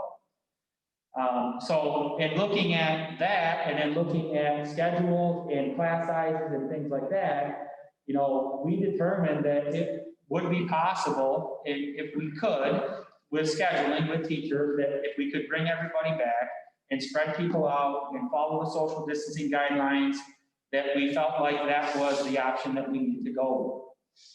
So I just want to share this with you because what we've done in typical situations, we've had 2 sections of a certain subject, 2 sections of US history, 2 sections of English 11, so on and so forth. What we've been able to do with some movement and looking at teacher schedules is we've been able to then split those now instead of 2 into 3, which allows us to obviously have smaller class sizes in those classrooms. So these are, and this is where high school is a little bit different compared to middle school and elementary, because at the high school level, everybody's schedule is different depending on what interest students have, where they are, whether they're accelerated, the classes that they like, the electives that they take. At the elementary level and middle school level, pretty much they take, especially at the middle school, they take those core classes. The only exception would be, for example, would be their language. So that would be the one exception where students kind of have a choice. And then obviously your band and chorus and things like that. But in high school, you have many choices. But on a typical grade 9 student schedule, when I went through the numbers, and when Mrs. Watchers was a big part of this, obviously, she's a big part of how we make our schedule. When we were able to split into 3, your typical 9th grade classes that you're going to have between 8 and 12 students in a classroom. Max 12. Grade 10, when we did that, it was between 8 and 14. In grade 11, which I will talk a little bit about what that CPE means, there's between 14 to 18. And then at grade 12, there's between 11 and 15. I have CTE there because with this new year, BOCES are career tech students that currently attend BOCES. The schedule is very different. Typically, our seniors would go in the morning. They would go in the afternoon, in the morning, they would come back in the afternoon, they'd take their core classes, what they need for graduation, and they'd be done. The juniors would flip-flop that. They would take our classes here in the morning, they would go down in the afternoon, and then they would end their day that way. BOCES and the superintendents have come to an agreement that they don't want that to be the case because there's no way that they could sanitize the tools that the students are using in the space in that capacity. So they've decided that the students will go to CTE for 2 full days. So for example, our juniors, I believe, will go on Monday and Tuesday all day, which means they're not in our building. So when I have CTE students there, that means that in most cases, 7 to 8 of those students on those 2 days would not be with those juniors. So it says 18 at the max, but there could really be more like 11. Does that make sense? And same thing with our seniors. They would go on Thursday and Friday. So again, depending on the number of students, and we could say 7, 8, it's really not 15, it could be really 8 kids in a class. So that's the caveat with that. The other thing that I wanted to point out is with the guidance that the state gave us, they told us to look at square footage. And they said for us, as we looked at how the room would work and how many people you could fit in a room, they gave the guidance of roughly 20 square foot per person in the room of usable space. So typical classrooms in the high school, and I will use as a gauge, a typical classroom would be Mrs. Tuller's room or Mr. Kurgelek's room. Roughly is around 650, 700 square foot, okay?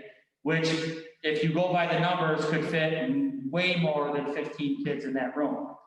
When we did this, I even went beyond that, and I was actually going 36 square foot, because if I draw a 6 by 6 box around the kid, that's 36 square foot, you would still be under that number. So the capacity, we could do it very easily, but we wanted to leave that room. And I won't get into the whole other thing because there was also a thing about doing squares and circles. You could gain more square footage if you did circles around kids as squares, so it was a whole thing. But anyway, I went with a bigger number with the sense that if we went with a bigger number and we still were under that capacity, it made sense for us. Why would we not do that? The other thing I would say is that some of these classes, and I'll just use this as an example to be transparent, our junior classes, where, for example, our US History junior class, that's the one that has 18 in it. I would not expect that we would have that in Mr. Basil's room. One, we could do it. We could fit 18 kids in there. It would be not ideal. So in that situation, when there's 18, I would have him use the bigger space. So the new auditorium would be a space where we could certainly spread out and have our class of 18, or we could use the library. Other rooms upstairs, like Mrs. Kyleman's room, way bigger than a normal classroom. You're looking almost close to 900 to 1,000 square feet in that classroom. Mr. Gagne's another one. So, the thought is if when these bigger classes, if we get over that 15 number, which I was comfortable with 15, but once we got to 15, I want to be able to use those bigger rooms because that's what we need to do to spread people out.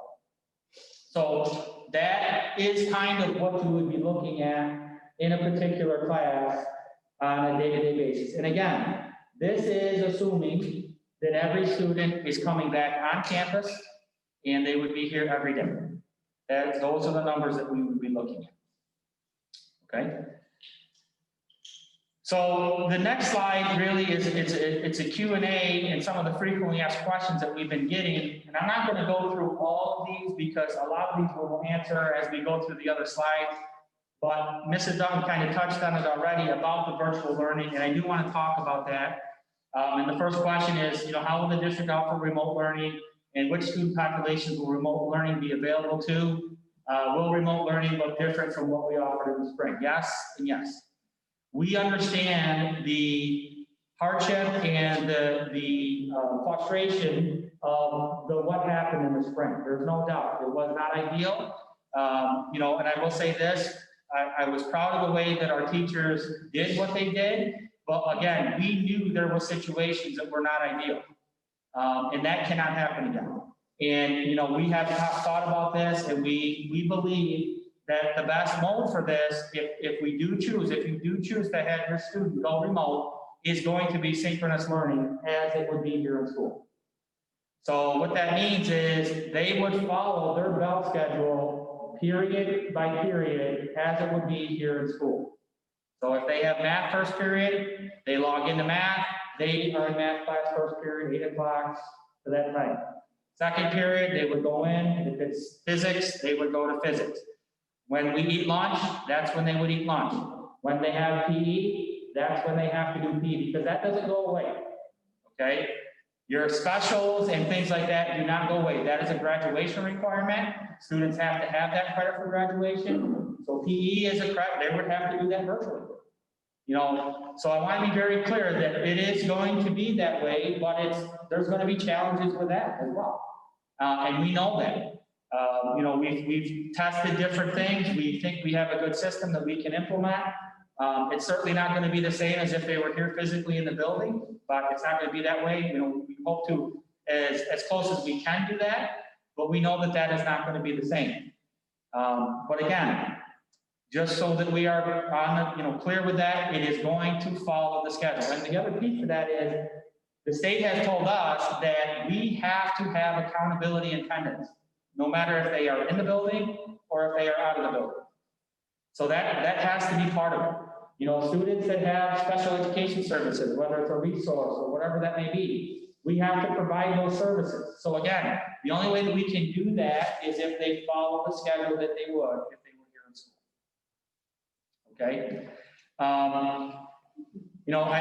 want to also talk a little bit about, some of those challenges, like Mr. Dutton talked about with your accessibility.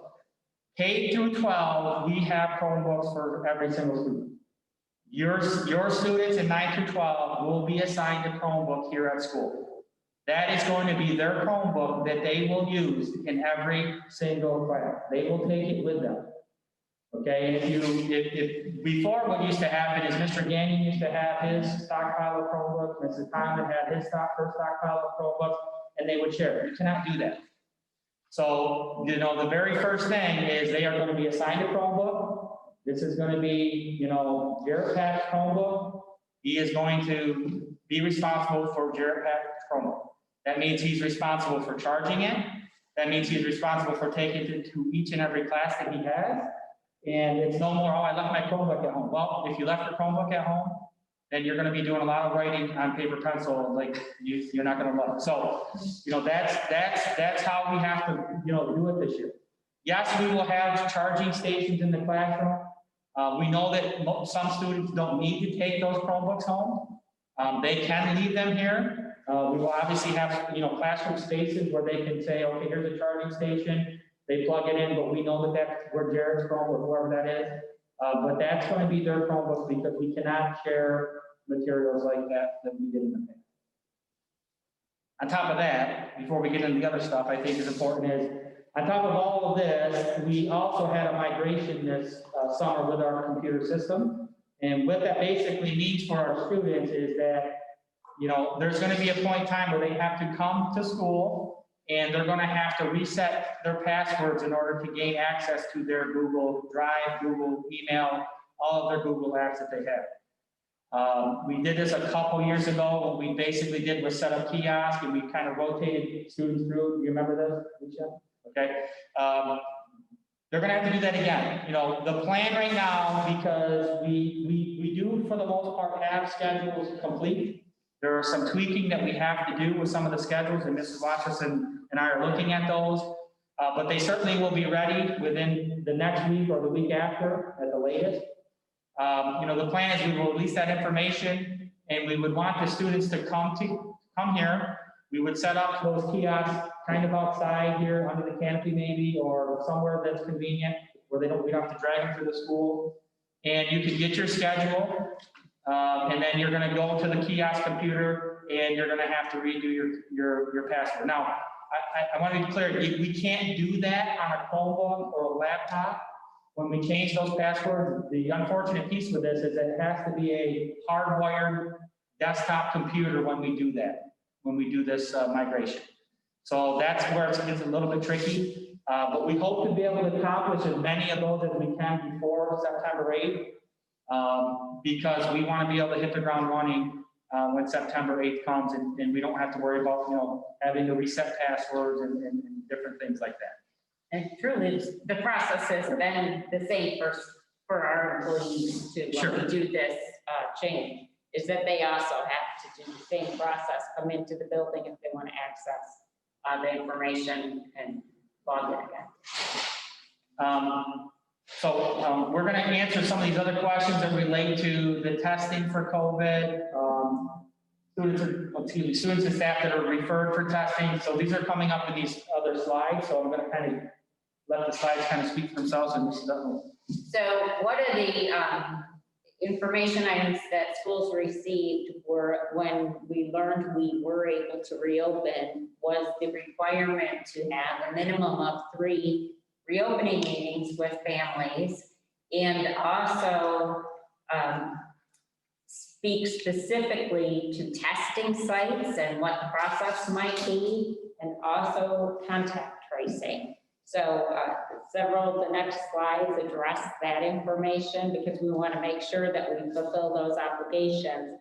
There currently is no way for us to complete a form saying we've done that. It could happen, but the indication is without meeting those requirements, you would not be eligible any longer for reopening. So this might be more specific information than you need, but we're trying to meet our obligations, and I actually learned a fair amount of information about opportunities by doing this. So there are 3 different testing types that exist. I believed perhaps it was just what was available at a certain site when I started this process, but the diagnostic test is the gold standard. And so that diagnostic test is the one, at least we are currently hearing, is the one that's going to be most accurate in determining whether a student or staff member has COVID, a positive diagnosis. That testing is not available at all sites. And so initially superintendents heard on Wednesday or Tuesday afternoon of this week, that the diagnostic test would be the only assurance that superintendents and school nurses could have that a student or staff member was not COVID positive. And so we are trying to educate our employees and also our community and ourselves about that, because certainly if you went for another test and then learned that that was not going to be acceptable, that would be very frustrating, especially if there were costs associated with them. And, you know, the distance for some of the health facilities. So the Bassett occupational testing is a site that's available. There is a cost to that. That's why there's dollar signs. Primary urgent care in Herkimer is another site, and the health department provided me with this information. They are indicating that local pharmacies will also be offering testing. And I've specified in each of those areas per the information that the health department gave me what kinds of testing occurs. And there's free diagnostic testing currently at the Air Force Base in Rome. Last night's group, there was someone who had some familiarity with the healthcare system, and they indicated that WellNow, many of the storefront WellNow clinics also have some testing. And I indicated, well, I only received Herkimer County information because our physical school building is in Herkimer County. I would make an effort to see if there were other sites in Oneida County, because I know some of our parents work in Oneida County. They might travel through other counties.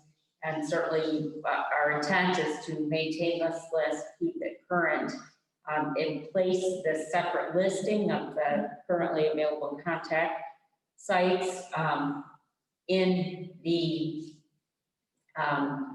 parent drop-down tab on our website and also on our COVID page. So contact tracing has been a topic for superintendents, because the question and for schools has been, you know, what is our role in this process? And really our role will be to respond to the local Department of Health as they guide us to respond. So if a student or staff member presents with symptoms and the health department is consulted for what steps should be taken, and they are very likely only when they would be able to not reach the family or not gather information, because we called you, no one was home, and we certainly have a student or circumstance with the staff member, and we need to get some support with what are the next steps. We might be providing information about how to reach you, or a mailing address in case they have to follow up with results. We are not going to automatically do that. That will go through the process as they prescribe to us, because they are really going to be the key agency in how our response plan is. On our backside of making sure we're keeping accurate details, our staff members are filling it out the same screening form that you completed tonight on your way into the building. They're filling it out before coming to work. They're also, because we allow our faculty, our instructional staff and staff inside the building to have access to our building with a key fob, we're also asking them to let us know when they leave. Currently, we're just trying to develop that practice, but if employees come in on the weekend to do classroom work, and we also have a cleaner who has a building check, we need to be very aware of, did those employees cross paths, and what time people were in and out of the building. So the staff are currently trying to build that habit of filling in and out the form. And we are trying to develop procedures for our families about what that might look like. Originally, superintendents asked districts and the BOCES, could we send home a form to parents to say, please read through this. Let's agree by your signature that if you are sending your child to school, that means you've done the screening. At least when they left your house, they presented well. Again, just Tuesday of this week, we were told by legal guidance for the county that that would be deemed a passive agreement, and a more significant screening agreement would need to occur. So either we would have to ask parents to submit that screening daily in some fashion, whether a Google form or daily through a piece of paper, which really seems fairly challenging, trying to organize other things in the morning, perhaps trying to get to your unemployment. So we really haven't committed to what that would look like. So we've also, on the other side of it, purchased these temperature stands and have a plan for screening students also at school. But Mr. Cuthbertson pointed out in the last presentation, that is not necessarily the school's primary responsibility to make sure that we are the people providing the screening. At the same time, we want all our employees to feel some assurance that they're safe when they report to work. But they don't have to worry, have any unnecessary worry that children are not screened. So right now, we're planning to do screening, and we'll hope that situation continues to evolve in some way, that there's some efficiency. And so maybe I'll go to the other part of the contact tracing, I guess I should emphasize is, the school will have no role in communicating a positive case to a family or to a family with students in a classroom where there was a positive case. Right now, we're being told a positive case a notification would come only from the health department or the testing site directly to our families. So we may not know unless either you tell us or the health department tells us. And certainly there's a lot of reasons why students are absent from school. We have no reason to assume, that is necessarily an indication that a student went and tested. Maybe it's precautionary. Maybe there was an ear infection or strep throat going on. So it could be a variety of things. And if the quarantine timelines change and tests speed up, that might even change more. But we are not going to necessarily know those things. Mrs. Ozak may, because she might have communication and involve you in that process with the health department, but we may not. So we are not going to be able to tell you those circumstances. I think probably that was the hardest thing for our groups yesterday is, parents sending their children to school for the first time ever and wanting to know, are you going to call me if somebody in my child's classroom is COVID positive? And we cannot do that. And, simply not a possibility. Sure. Does that apply to the staff too? Like if the staff member tests positive, would we be notified or this not?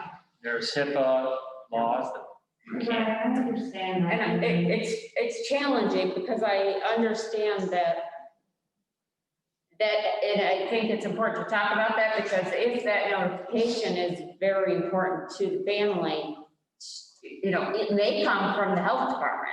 It could, thankfully, I have not experienced anyone in my family that has had a situation. So I don't really know all the nuances of notification, but if, as we did the screening with our school nurse, and they believed your child had been with another student for a long period of time, and we gave them class rosters because of what symptoms were present or it was a positive test, and we may do those things, provide some class rosters. If they ask how many numbers and how large the classroom was, they may communicate to you, but we will not. So I don't know in what instances they would communicate to you because I haven't had the experience with any communication for an active case for me in my time. Okay, so I was just curious as far as when I know. when you read, oh, there's a potential case in such and such area, they can specify a Poland Central School teacher, and that becomes a mass panic that who was it and what's my kid in that class. You may hear those things. I mean, honestly, it's a small community. It's very possible. But there may be also some assumptions being made about a 14-day absence for a faculty person that could be entirely incorrect. They may be voluntarily quarantining because of a surgery or a situation with a child or a family member, but a student may believe because of the timeline in their absence from school that is something different, that it isn't. So, I mean, we're also aware of that. I mean, certainly someone could believe something that is not even based at all. So you would not, as I said, the piece of this is you may get communication, but it's not going to come from us. And I hope to know more about that because I know that's a concern to even to teachers. You're not going to tell me if a student who left because they had an elevated temperature had COVID, well, what about my family? So, you know, that's probably one of the very hardest things for us. Did that answer your question? I don't want to leave the. Yeah, I did, and I just didn't want to. Yeah. I wasn't sure if there was like an actual question and answer time. No, do just that. It's helpful for Yeah, us, no. truly, so, Mrs. Dunn, yes. will the employees also be temperature checked daily before they come into the building? We are trying to discern if that is possible. The employee roles and rules are very different and may be subject to contract negotiations and things like that. I will say throughout this process, we have been extremely fortunate with our staff and what we've experienced. We have asked teachers to come in regularly, have dialogue with Mr. Cuthbertson, have dialogue as leaderships, structures, whether it's the elementary wing person or the high school wing, lead teacher, the Association for Poland Teachers. We truly have been very fortunate that they have been willing to come in, willing to examine their classrooms, willing to significantly empty classrooms of furniture and personal belongings to make spaces for students and move classrooms from one side of the building to another to accommodate some of our safety measures. So right now, there are schools that are in more contentious discussions about some of those things than Poland is, and that doesn't surprise me. We've had a good history of those kind of relationships, but we don't know the answer about the staff and temperature checks inside the building. They are all completing their self-screening form, but right now that's all we're doing. Do you hope to have an answer on that before the school starts? I do hope to have one before school starts, because much like with the students and some of the protocols that we talk about in terms of, we're trying to start with the most safety, that would be ideal on that point as well. So the steps and these have possibly changed already since yesterday for me. But we're going to talk about what the summary was as of Tuesday afternoon. So a student or a staff member completes the screening. They have an indication that they may have a symptom of that could be the cause of COVID. And so they would be either advised not to report to work, or if it was a student who was arriving at the building, or even if it occurred during the course of the day where there was a temperature change or a call for something developed, we would bring the student to an isolation room, quarantine room that would be supervised. It would just be an area where they're just held away from other students while we reach out to a parent and guardian, talk to the parent and guardian, and then follow up as necessary with the Department of Health. If the student, through that process, we are advised the student should absolutely go home. Typically, the reason to go home would be to allow the family to consult with the pediatrician, or perhaps the pediatrician may directly advise the family to go get a diagnostic test. The Herkimer County superintendents learned on Tuesday that then the assurance for returning to school would be either a no from the pediatrician saying something of assurance that this is not a COVID circumstance, or a affirmative statement from the Department of Health that the diagnostic test indicated that there was not a COVID case. The follow-up to that was, what about a student whose family can't go to a pediatrician or can't get to testing? What does that do for when do they get to return to school? So right now, we're saying if there's not an assurance from a pediatrician or the assurance from the Department of Health, after we've taken those steps of calling them for guidance, we're going to put a student on a 14-day virtual experience as a precaution for safety for other students that may be in contact without those assurances. That would be a school imposed situation. My slide says quarantine, and after we prepared this, we learned that really a school would never quarantine anyone. That would only come from the Department of Health, so I'm going to change that, but it would really be 14 days virtual instruction for the safety of all of the other students and staff members in the building. So that's the important piece with this virtual model, and that was actually one of the questions, if a student is to stay home, could they become a virtual? Yes, I mean, we understand that this is gonna be what we live all year. We're gonna have situations, I'm sure, where a student, there was a potential exposure, or the Department of Health has quarantined them and their family, and they may be asymptomatic. So that's where the asynchronous learning piece is gonna have to come in for us in those situations, because again, normal situations, student's not here, teacher would get together work, send it home for the day, or whatever the case may be. That's gonna be hard to do for 14 days. When if the student is at home, they can get their instruction, they can still get the materials they need, they can still keep moving along. If they get a note that's come back, they come back. If not, they can finish their 14 days, and then they can come back. So, we say, you've heard a lot of this, flexibility, fluidity, this is a living thing. It's going to continue to live, it's going to continue to grow, and we know that, so we have to be prepared for that. And that's part of the reason why we're moving in this direction with the model that we're looking at. Because again, we know that's going to be real. It could be a real possibility that we are shut down 2 weeks after we start. I'm just saying for my own thing, if I can get them back for 2 weeks and get what we need to get done as far as getting them set up in Google Classrooms, getting the procedures, getting those things taken care of, and we can do that, I would rather have that than nothing at all. That's where this is going to have to be, that we understand that we are going to have to live this year, for sure. Has the governor's office or whoever state that indicated what it's going to take to close the schools back now? The governor's is the infection rate, So that's. Right, or the Department He of says Health. they're not, there doesn't have to be rhyme or reason. that we know. You know, okay, I just wanted to Yeah. give you anything that said, hey, if this happens, this is what we're going to do.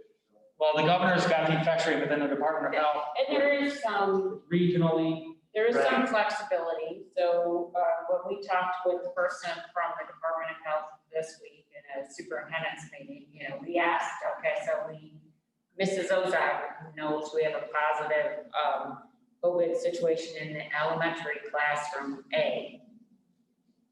How do we decide if we also close down classroom B or the whole wing, and who's going to help us to at least give us information to make that decision? We're being told that the health department is going to give us information that will facilitate that decision. Ultimately, if honestly, I'm not comfortable with their guidance, and a more significant safety measure would need to happen. I would have the authority to close the school to go to virtual. I certainly know, that getting that information would be critical.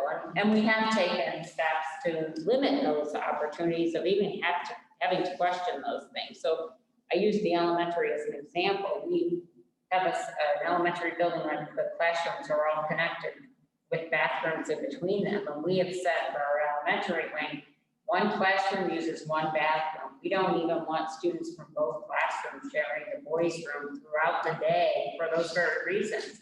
We don't want one class to have to be jeopardized because of another class just by using a connecting bathroom. And with the class sizes being so small, we think that's possible. Another point was,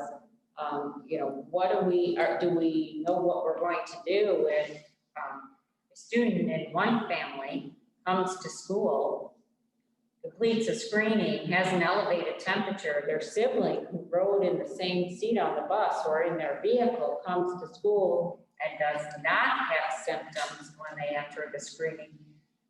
Well, what are we going to do about that student? that is from the same household may have been closely exposed. And so, you know, we are told that denying the student with no presenting symptoms just because they were in the same vehicle with the right to an education would not be the appropriate thing to do. So we do not intend to do that. Now, a parent may say, I'm going to take his sister home too, because very likely she's next. A parent could decide that, but we are not going to do that, or a family of 5 or 6 students could be perpetually out of school just because they're related. And in some cases, students may or may not have symptoms and still be in school on any day.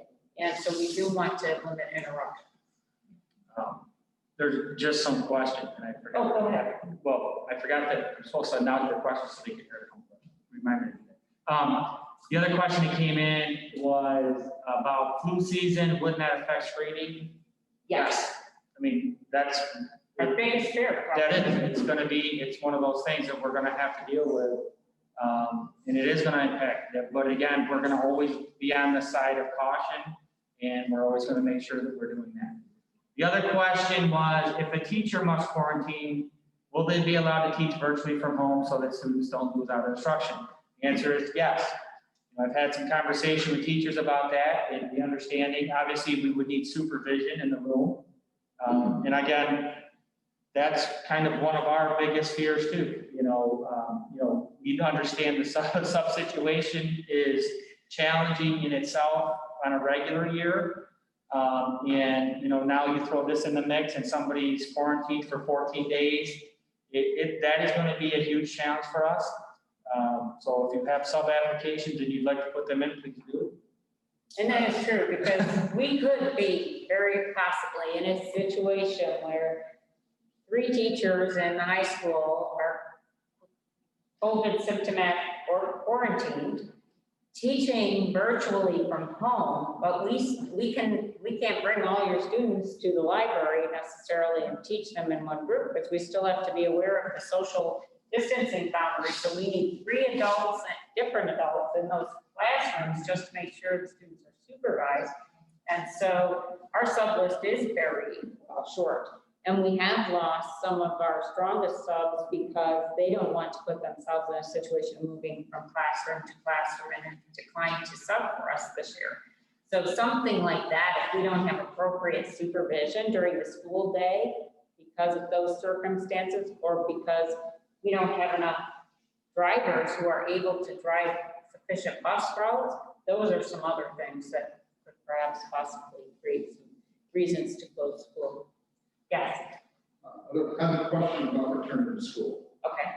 In the plan you filed would say, talks about returning to school after illness, saying getting an open doctor, negative diagnostic test, or symptom resolution, much like maybe when your strep throat is open. I don't think that's really things have changed, but right underneath that, at least in this Department of Health's documented page, do we have anything documented from the Department of Health in Herkimer County requiring that change? I mean, you're going to flood pediatricians. I don't even know if there's going to be enough potential tests around the area, and let alone if they're going to be diagnostic tests. There's something I know of that went for a test once, 6 days before they found out. And then they had to go for another test 2 or 3 weeks later, and that took 4 or 5 days. So even if you get a test, kids could be out, or staff could be out for, perhaps 2 weeks before you even find out. And no, I don't have anything official. Not on several of the pieces of information. I think some of that is because it's so fluid for them as well, that they just get prepared to issue an official memo, and the guidance from them also changes from their structure or from the CDC. So yes, I think those are the things that create the challenges. And so it would be fair to say that we really are hoping to get through September because of so many of those interruptions. I'm not sure how the Department of Health will accommodate all those numbers. And even the updated guidance that came this week that suggested that they may be a little more flexible with one symptom that still is unlikely to help enough. And that is also still not yet in an official memo. So that is going to be a challenge all year long. I know I always ask it even school related, the request is different than the requirement. And that is the challenge. I know, you know, the testing piece is the challenge. Anybody can get a test. It's about the lab work on the other end to determine whether it's, you know, and I know they're trying to get more labs within that capacity, but you can't get them quick enough because the numbers, and again, when school's open and we start getting, like you just mentioned, it's gonna flood. And we know that. I mean, but. I mean, I guess the only good part out of that is they're telling you that there's only one type of test that if they're gonna require it, that's only gonna do it. And so they'll even take, At the, perhaps not recognize that. Right. and we hope that changes, and perhaps the others would sooner than later be allowed with some assurance, but. Mr. Stewart? So just for the question on the testing time periods, I just had to be tested for Lake County. And they do a rapid one now that is accepted at least by the Lake County Health Department.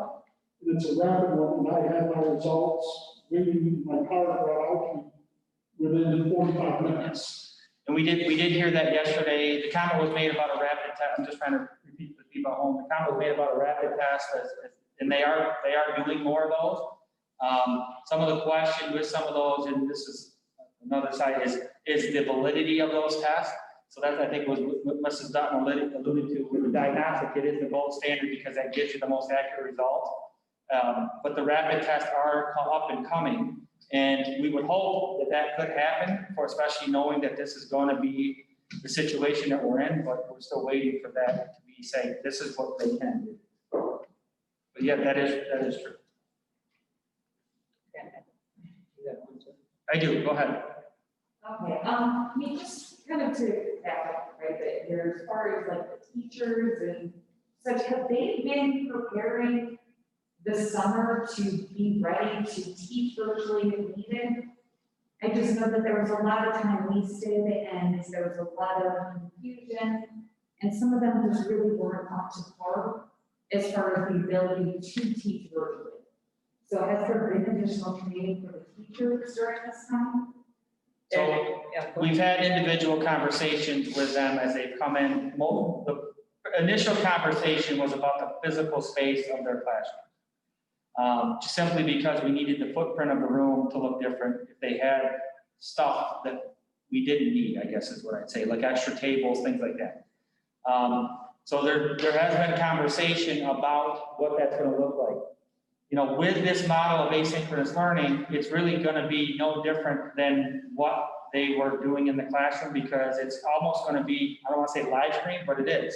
It's going to be, the thought is there will be the audio, whether that's through a Google, there'd be a Google Meet setup. We're looking at document cameras that would have the camera that would focus with microphones. We've tested these. And we can do it that way so that they could share their board. If they're writing on the board, if it's a smart board, they'd be able to see what the teacher's doing. They would be able to see the classroom. They would be able to have that interaction. The only difference would be that the kid would be on a Google Meet on let's say a Chromebook, and they wouldn't physically be in the classroom. Obviously, the number one thing that we've talked about is the Google Classrooms are going to be mandatory for everybody. It's not even going to be an option. And again, when I get into a little bit more about the scheduling, I'm going to talk a little bit more about what you're talking about as far as professional development and developing those type of online resources. But there has definitely been conversations. Teachers have been made aware of that. And there is work to be done still. But with this model, it's really, they're going to be doing their normal things. But now there's going to be, it's almost like a live stream where the students will be able to kind of see that going on. And we have supported professional development activities by sending out information about regional trainings. It wasn't just our district that experienced hiccups with all of a sudden needing to create virtual classroom setting. As teachers have requested to go to those technology trainings, we have approved every single one. And so we have some additional plans built into our day, but there is a great deal of more regional attention to that need for all of us. So that relates to another question that's in the stream, which kind of is a good segue. So is remote learning going to be live stream of the classroom, or is it going to be a separate section of the same class but taught by a separate second teacher? So that's what we need to know. You know, that's the ultimate question. If a third or 30% of, you know, the ninth grade class is saying they are going to do virtual learning, you know, we would make the schedule as such where there may be 2 live sections, and then we would put the one into one separate online section. You know, that would be the case if we had big numbers. Where it gets, you know, the other piece is if we don't have big numbers, then we would do it what I explained to you the other way. So it could be a mix of both, depending on how many decide that virtual learning is going to be for them. You know, that video camera, it's not for everyone. Yeah, we've identified a number that would also allow. Good enough to do a live stream for every room? Well, it's not really, I don't want to say it's a live streaming, but it's the sharing of your screen through the document camera. So we have gone through, our switches have been upgraded here, kind of what I was talking about with the migration. You run with every room, turn it on, and run it at the same time? Sorry, I didn't hear your question. Did you try a run and run it in every room at the same time, see if it actually works? No. Okay. You know, that's gonna, you know, the tech people have assured us that this is what we are gonna be doing. So we've tested it, again, not every single room, but we've tested the equipment and what we think it's gonna look like. The tech people finished up their rerunning stuff, putting in a lot of new equipment in May, end of April or May. They gave a board a presentation of the things they had done. It's a significant amount of work that they did. So they did put in quite a bit of hardware, as well as rerunning several wires. So we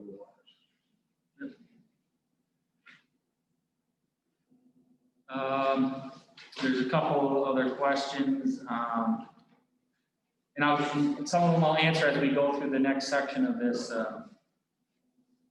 But I do want to talk about this because this is the next piece, is the mask protocol. So again, the guidance that was given to schools is you wanted to have 6 feet social distancing in the classroom. And if you can do that and you can maintain that and the teacher is giving instruction, students would be allowed to remove their mask. At the same time, the guidance stated that if schools felt like it was necessary for safety, that they could require the mask still will be worn. And at this time, that is what we plan on doing. You know, again, there's no, you know, this could be a political thing. It could be a hot topic for some, but for us, it's about safety and it's about science. And the science has proven that wearing masks does decrease the transmission of the disease or of the virus. So at this time, that's what we are going to do. In saying that, you know, we will have mask breaks built into the periods, and there'll be certain times where they will be able to have those mask breaks. But for us right now, especially when we start, masks will be required to be worn at all times with those mask breaks throughout the day. So, yep. What's the disciplinary action if a student decides that they don't want to participate in this? Participation. In the mask wearing. So, well, that is the ultimate question, you know, because ultimately I think that question has actually gone all the way up to the commissioner, and the commissioner said, you know, didn't really have an answer for us. But for us, we're using it as it's going to be part of our code of conduct. This is what we feel needs to be safe. There's a difference between a student that is refusing to wear a mask and a student that maybe has an issue, like a sensory issue that can't wear the mask, something like that. So again, if you feel like your student cannot be in school and wear their mask like they should, then maybe the virtual model is what they should do. And that is some of why we're also sharing that as a critical component of our presentation, is because we believe there may be students who that is not comfortable or that they don't want to, meet that dress code aspect for participating. Yeah, that's kind of why I'm asking, because I mean, this is more the high school part of it, these kids are older, they feel like they have their own opinions on whether or not they want to, should have to. So I'm just wondering what the right question is, if. Well, and again, this is not, for that, it's not about punishing, it's not about being punitive. This is what we're saying is gonna be what we're doing when we're here live in school. It's just like the dress code. If you can't wear inappropriate things, you can't do it. And it's not about getting them in trouble, but again, we're trying to think of the whole picture and how safe we can make this. And the science doesn't lie. And the science, it backs that up, and that's what we're going with. And could that change? Yes. And I think, you bring a good point too, that we've also considered as well. So when we talked about K-5 classrooms having a lunchroom delivery to them, rather than bringing them up to the cafeteria to even grab a bag. The reason why we started there for September was because our kindergarten students in the fall didn't get their pre-K experience to at least go through the lunch line once. They've never even been in the cafeteria, don't know where the milk container is, where to get a straw, all of that. So that experience for a kindergartner, or even a first, second grader, or a new student to our district who's in even an upper grade level class is going to be very different than for our fifth graders who are pros at that. Or we're going to start for September with that model. It's very likely that new, situations or numbers in the buildings would be different, or circumstances. So if we were going to change something with that model, we would likely begin with fifth grade pros and say, you know what, we recognize you need a movement break. Your classes can go and pick up for lunch just to get a break. Your 9-12 students are that same way. They may be in electives that have 3 students.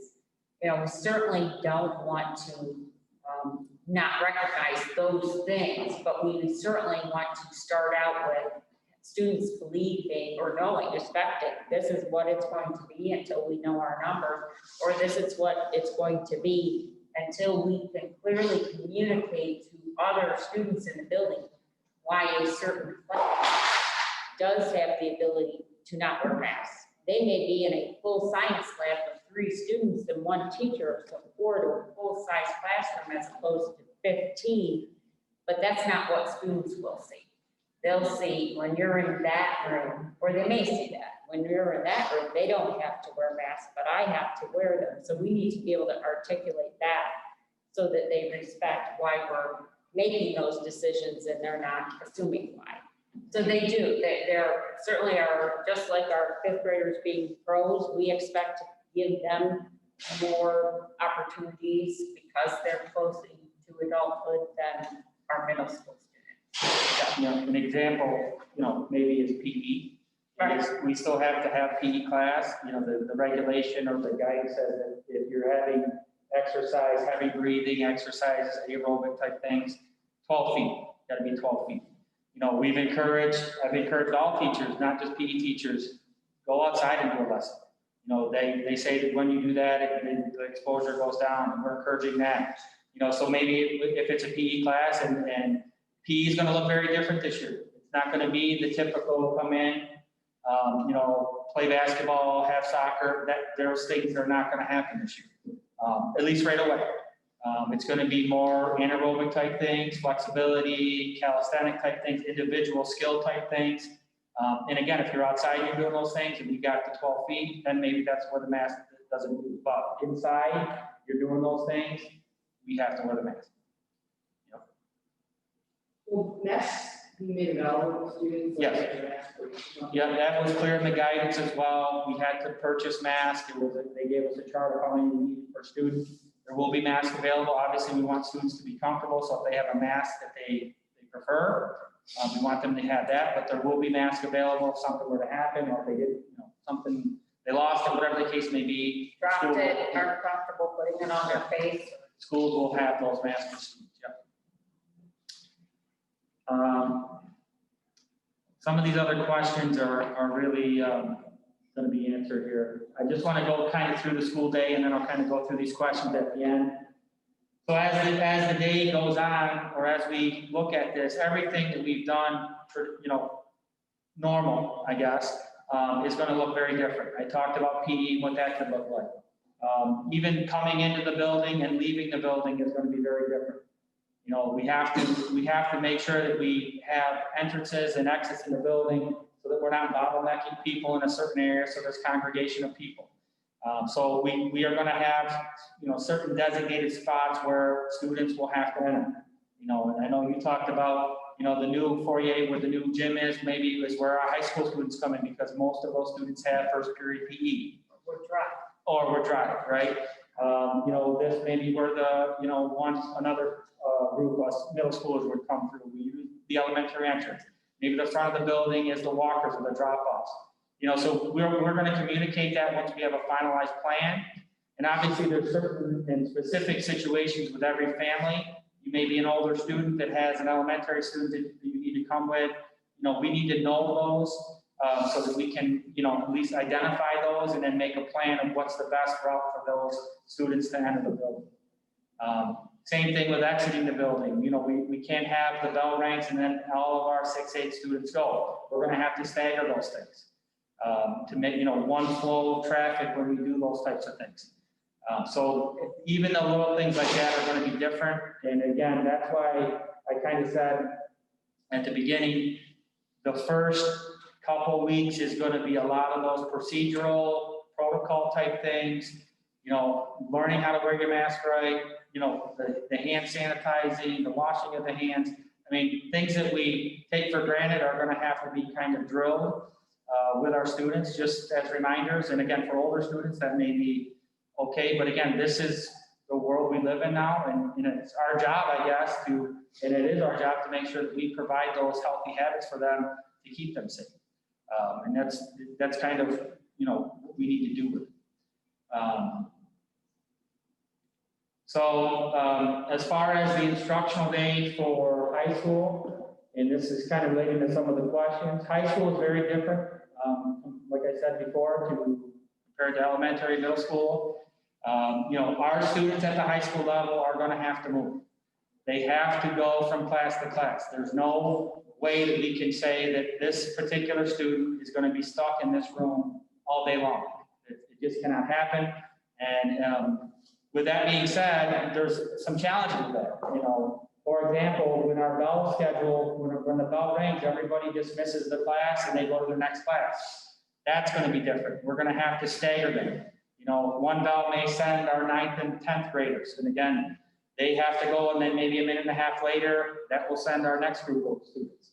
One-way flow upstairs. They can't go in different directions. And again, we've thought about safety and how this is going to look.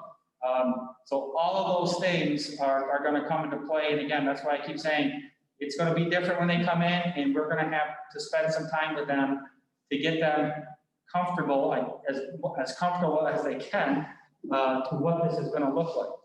But in the same sense with that, we've also done some of this work where we've looked at individual, grade levels. And for example, our 9th graders, they need English, they need Global 9, those classes that we know they need, we've cohorted them together as much as we possibly can. You can't do that with every single class, because if a kid takes a DDP as an example, or this other student takes art, those are different classes. Those are the classes that they take. So they're going to have that happen. But as much as we can, we've been, looked at the schedule and said, if we can keep them together for as much of the day as we can, it only helps us with our contact tracing, and it limits the exposure that they have with other students as much as we possibly can. Some of the traditional band and choruses, we're not going to be able to offer those type of things, right, as a traditional method. We can't have 60 kids in a chorus singing. It's just not possible. They can't be playing instruments with, multiple kids. you know, we're gonna try to do some of those things on individual basis, maybe have individual lessons to keep the kids playing music and to keep singing, because we think that's important. But it's not gonna be the traditional, here's your chorus class, and, you know, you're gonna be with 50 other kids singing. It's just, we just can't do that. So that's, you know, kind of gonna be their day. There's a question here about sanitizing the desk. We have to, you're going through this process, you learn a lot about cleaning, sanitizing, disinfecting, you know. The guidance from the health department, it says it recommends that you clean when there's frequently used things, which is, it's recommending, it's not a mandatory thing. But we have said amongst us that we want that to be done. If there's kids switching classes as much as when they do, we want to be able to wipe through that desk down so that the next kid comes in and does that. We cannot make kids do that. That's clearly, we cannot say, hey, here's a wipe and you wipe your desk down. We're not gonna force kids to do that. Teachers have, when I've talked with teachers, have said, we've done that in some of our classes anyways, and they're willing to do that. And we've also looked at schedules in the sense that if we know that, for example, Mrs. Tomlin has a class first period, you know, then second period she's not there, she'll have time to do that. There's gonna obviously be some of those overlaps that we'll have to account for, but it can be done. And again, it's not mandatory, but it is strongly recommended to do that.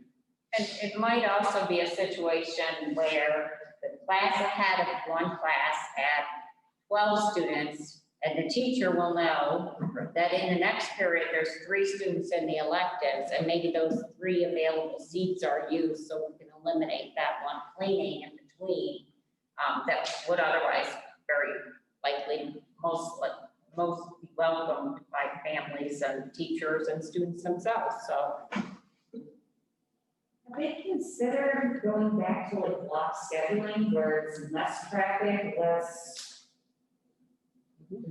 We did have that. So, yeah, absolutely. I mean, I think we built probably 7 different schedules, honestly, looking at all those things. And honestly, the cons of a block schedule are way more than the pros. And honestly, some of the other schools in our region that were block scheduling went to period scheduling for that very reason, because of how that shakes out. And here's a perfect example. If we were to go block scheduling, More time. yeah, it's more time in the classroom, but the other thing is if you have your semester block and it's all online or it's all, in person, and the next thing you know, they're shut down, you just lost the whole year basically because it's not the same. So there's been a lot of discussion about that amongst principals especially, because again, we were all in the same boat, like how are we gonna make this work? And in fact, it's kind of gone the other way, where they've got rid of the block because the period they could manage it better and it would be more beneficial. And what about lockers? Are they? Yep. No. So right now, the plan, we're not giving lockers. We're not gonna assign, we'll have them assigned, but we're not gonna start with those lockers where kids will be using them. And again, we know that's a little bit of a challenge too, because especially for our high school kids, they're gonna be moving. But we feel like, again, that's a space where a lot of congregating happens and exposures that, not unnecessary exposures could happen. So we're gonna not start with lockers and then see what happens, and then.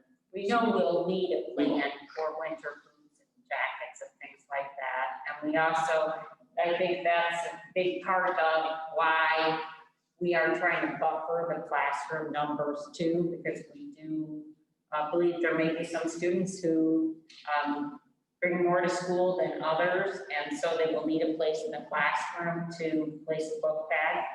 We also learned from when we had to close very quickly, actually, I believe our senior high school students, our 9 through 12 students, tended to use their lockers least other than for their thick textbooks.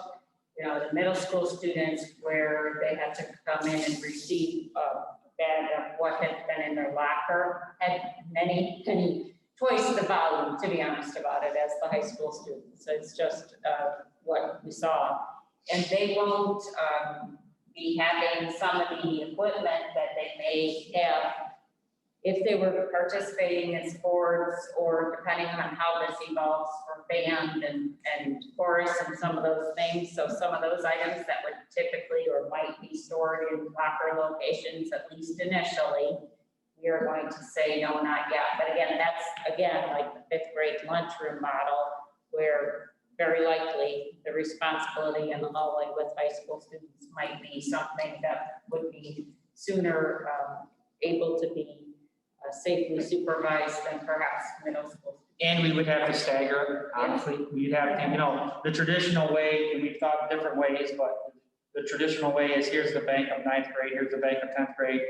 It may be a situation of, we say, 9, 10, 11, 12, you know, kind of in a row. Okay, ninth grade can go. So now we're kind of staggering them a little bit more, and then stagger when we release to the lockers. So are they going more for like the Vivos thing, where the teachers understand where everything should be on this Chromebook, and that shouldn't really be the only thing that they're carrying around? As much as we can, as much as we can, but, you know. Yeah, I mean, I understand obviously there's still things, there's, I'm just thinking, yeah, in his backpack, that's like 600 pounds, it's a little bit excessive, so. Maybe he should clean that up. There's 1 year, so I don't even want to talk about it. He's actually on here, he's got a question. You want Gavin's question? Here it is. What happens if you have to sneeze or blow your nose? Will you be required to keep your mask on, or will you be able to pull down and use a tissue? Well, If you you have. want to take that one, Mrs. Duff? Well, certainly, if your mask is uncomfortable after your sneezing experience, we will have one on hand if you need another. And certainly, you know, I know that certain members in my family, Gavin, do a very delicate sneeze. You can't even tell necessarily it's a sneeze. And then there are other people where it lights up the whole room. So I also would want to take those considerations into play before answering. But the ideal would be to use a tissue that can be disposed and return the mask in place. With hand washing it throughout that process. I don't know who Jerry is, but I'm assuming it's Jerry. Surgical mask or N95 mask? I believe they're just surgical masks. Paper ones. I'll kind of. So again, here's another thing we need to talk. So breakfast is another challenge for us. Students that come to breakfast. So the plan right now is that we will actually provide the breakfast as they dismiss school the day before. So the kids will be eating breakfast at home, because again, with all these things, we have to think about, you know, we can't have kids coming in eating breakfast in the school. We want them to be able to go home. So we will provide the breakfast the day before the dismissal, and then they should be eating the breakfast at home. That is the plan right now. As far as lunch goes, we will continue to have our high schoolers go through the line here. And we obviously have some distancing with that. We're going to have to, again, stagger that a little bit so that we're not having all 9 through 12 going at once. In fact, we're going to set up the cafeteria. We will socially distance people there. And actually, this space right here is actually going to be used as an eating area as well. We will be able to fit enough of those desks in the cafeteria here to be able to do that. Again, a little bit of a different situation. You know, typically lunchtime, you know, I come down every day. I see the kids shooting baskets. It's one of those things they love to do. Unfortunately, we're not able to do that. So it's going to look different. You know, we have talked amongst us that we don't want this to be so militant that it's, you know, militant, I guess. You know, I don't know how to say it, but, you know, is there a way to set the desk up 6 feet apart so we can have the kids at least, you know, not, you know, socialize and have that piece? And we're going to try to do those things. You know, we talked about even outside, if there's an opportunity to, you know, let's go out this door and see if we can, you know, go outside. You know, so we're going to try some different things because we know that it's not going to be the normal. But you know, we're going to try to provide some of those different things for our students so that it's not so, yeah. So, So I just want to give you an example. So this is kind of an example of what a classroom setup would look like. And again, this is one of our smaller rooms, actually. But, you know, the desks are 6 feet. When you're looking at it, that's what they're going to be. It's pretty much going to be standard in the rooms. You know, and the teacher station may look a little different, but, you know, we can get the desk that we need to get in those rooms. But that's really what it would kind of look like. Here's another example. So in our science rooms, we have lab tables. We are going to keep the lab tables because they actually work out pretty good. Instead of putting 2 people at a lab table, we'll have 1. Those lab tables are about 5 feet in length. We've separated them enough. We put some space, about a foot or so more in between them. So that's kind of what your science rooms will look like when they go in. That image is where we're updating information, but typically there's a second place where a new post is placed. So when I talked about the immunization or testing sites, I would make a decision, or we would make a decision, does it go on Mr. Cuthbertson's page, also on the COVID page, where does it make sense so that it's in a couple of locations without flooding the website, but there are some spots where it makes sense. We also are going to try to be mindful of how much information is maintained in a tab so that we can allow you to easily find it. And we think that will improve as we reach the end of August. We have someone from one of the BOCES regions in Albany who helps us with our website or some of our graphic designs, and that person has been on an FMLA leave since the middle of June. So that person comes back to us in September. So some of those image information and pushing out information will also be strengthened by that person returning to work. So. There's a couple of questions here. The first one, if a child is sick, throwing up, and you would normally just keep them home for the day, will they be able to return the next day symptom-free? Would they be excused from the virtual learning for that day? I mean, we're still going to have kids sick, normal, not COVID sick, you know. So, you know, if a kid is obviously sick and they're homesick, I don't expect that they're going to log on for learning. That's going to happen. You know, those situations are very different than if it's a quarantine situation or, they're able to do it. You know, I guess is what I'm saying. Very different. Yeah.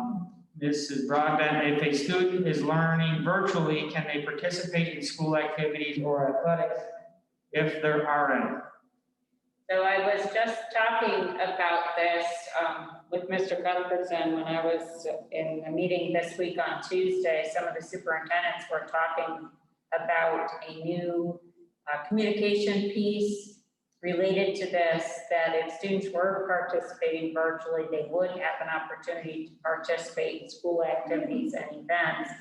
I have not seen that from anything but an athletic department share.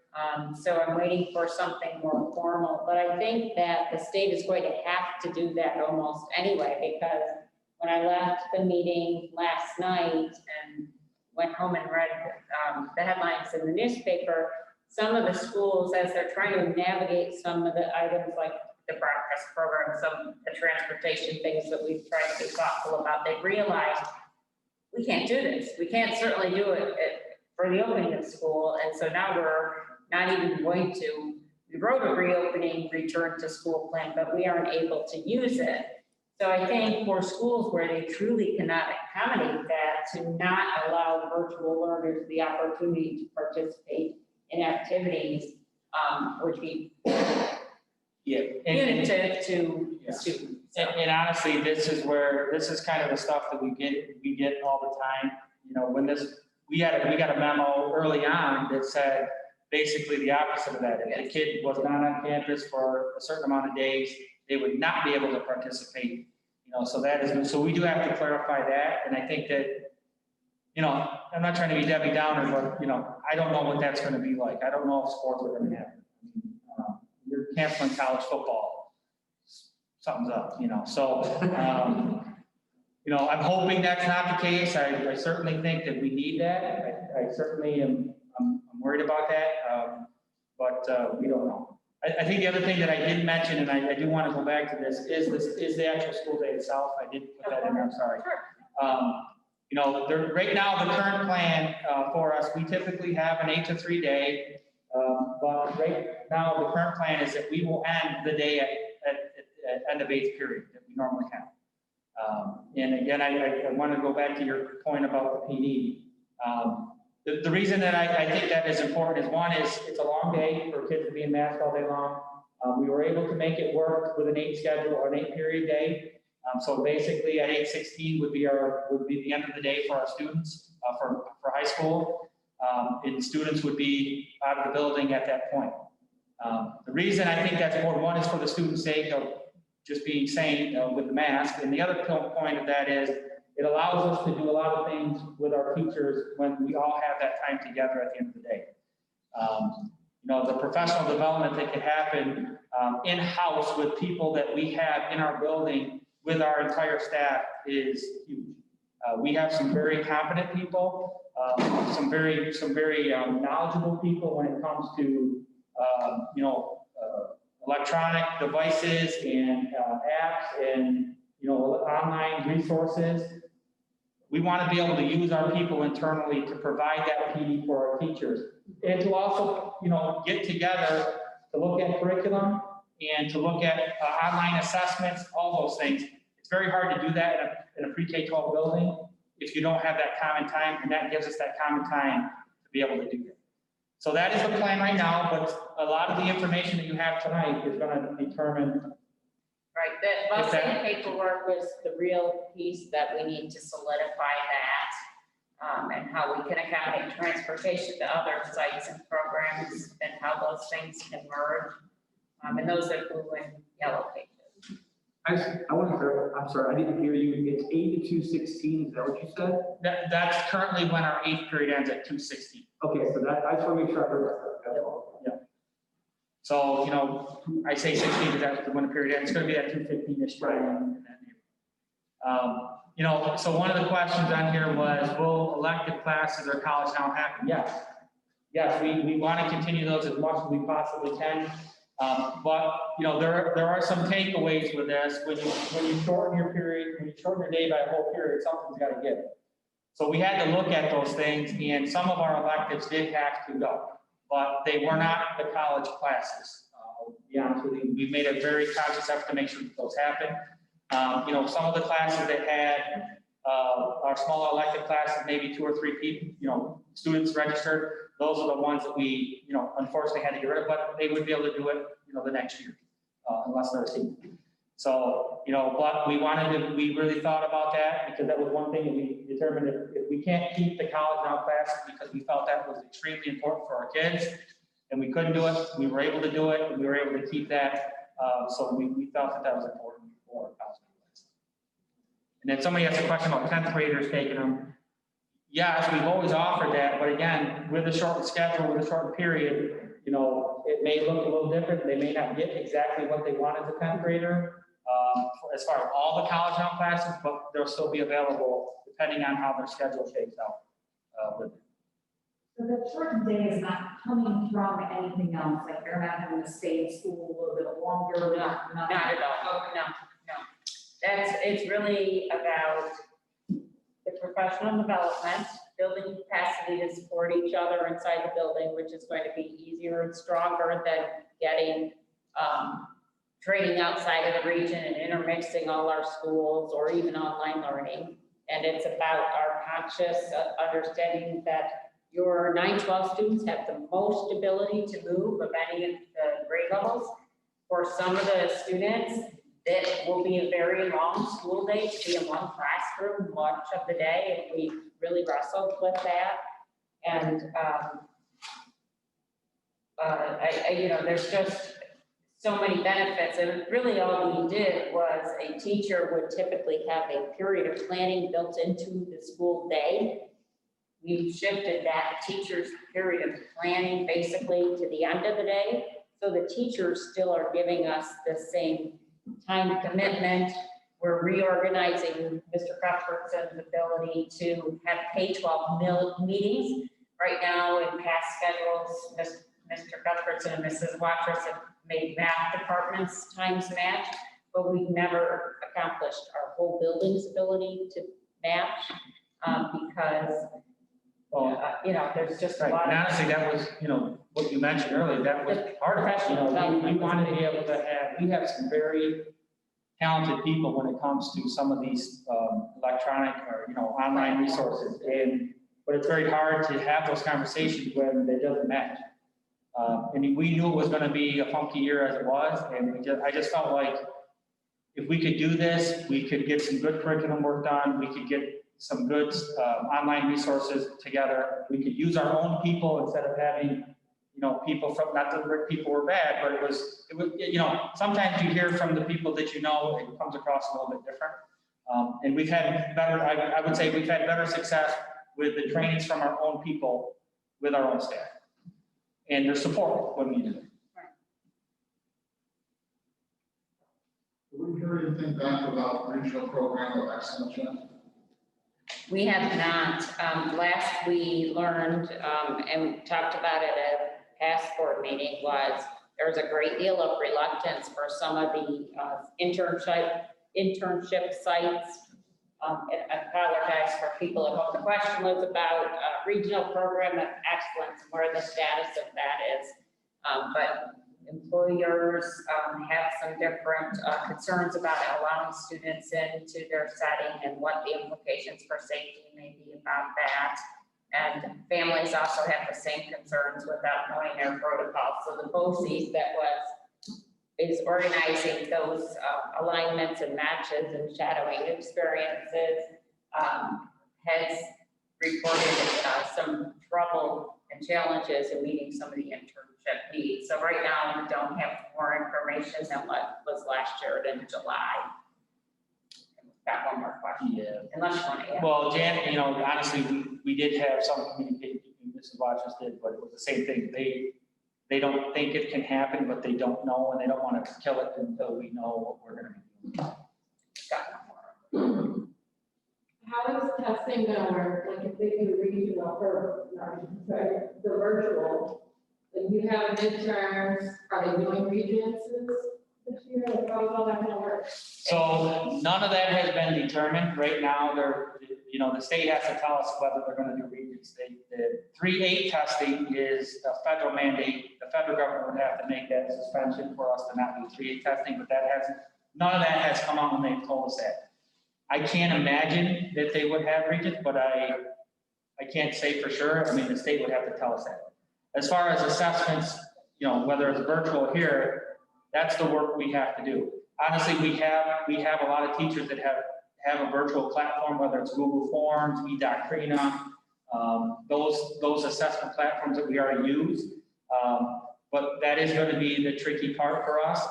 And I had actually conversations today with other principals. That was my question. How are we going to make sure that the validity of a student learning at home is the same as the student that's here? And we've got to come up with a solution to that. I mean, honestly, with the kid virtually at home, I want to make this clear. The expectation is the camera's on the kid, you see the kid. It's not going to be the initial anymore. We have to know that the kid is engaged in learning. So we cannot have them just sign on and then they turn their camera off and then we don't know if they're out, doing whatever. And we can't have it. Because again, that's the accountability and the attendance piece. Just a quick thought that I had this morning when I was thinking about this is you almost have to have your camera on the keyboard in some regard, because if you're only seeing me from up here and I'm looking like this, I could be looking at a phone. So, those are the type of things that we've got to look at and really, try to work through. Again, the other piece of that is maybe having more authentic assessment in the sense that, it's not going to be those multiple choice type things.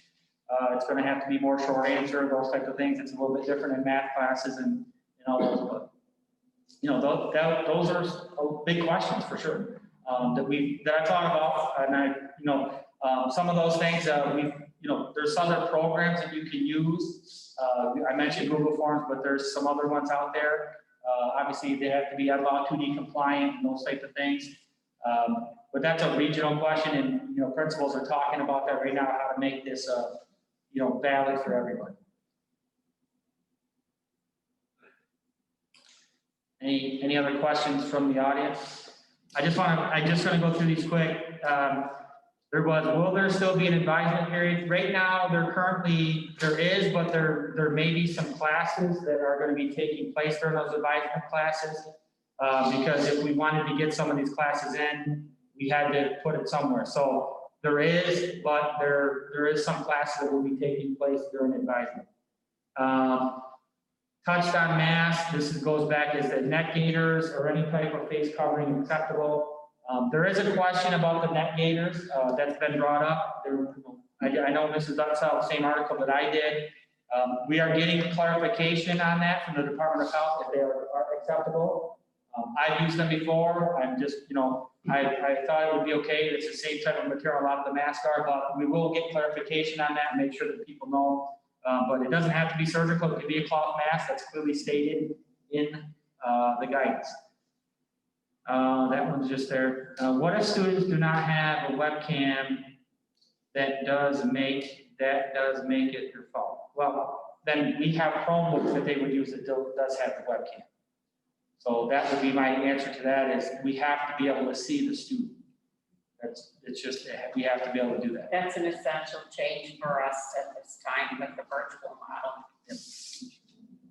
I think I got all the questions on here.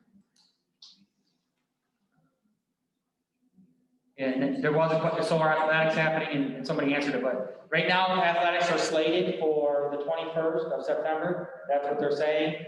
And again, we'll get more as we get going to see if that's going to come to fruition or not. New York State Athletic Association has come up with an alternative plan if they don't have fall sports, and it would actually start sports in January 1, and they would actually condense 3 seasons into one after January 1, which is a whole nother animal in itself because of how the scheduling works out. But I'm really hoping that we could have, fall sports. That's the hope, and then we'll go from there if we don't.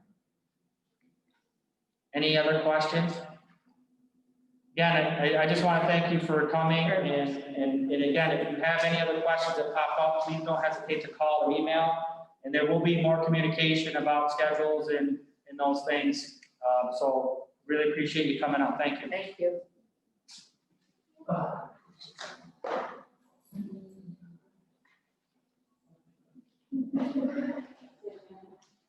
No.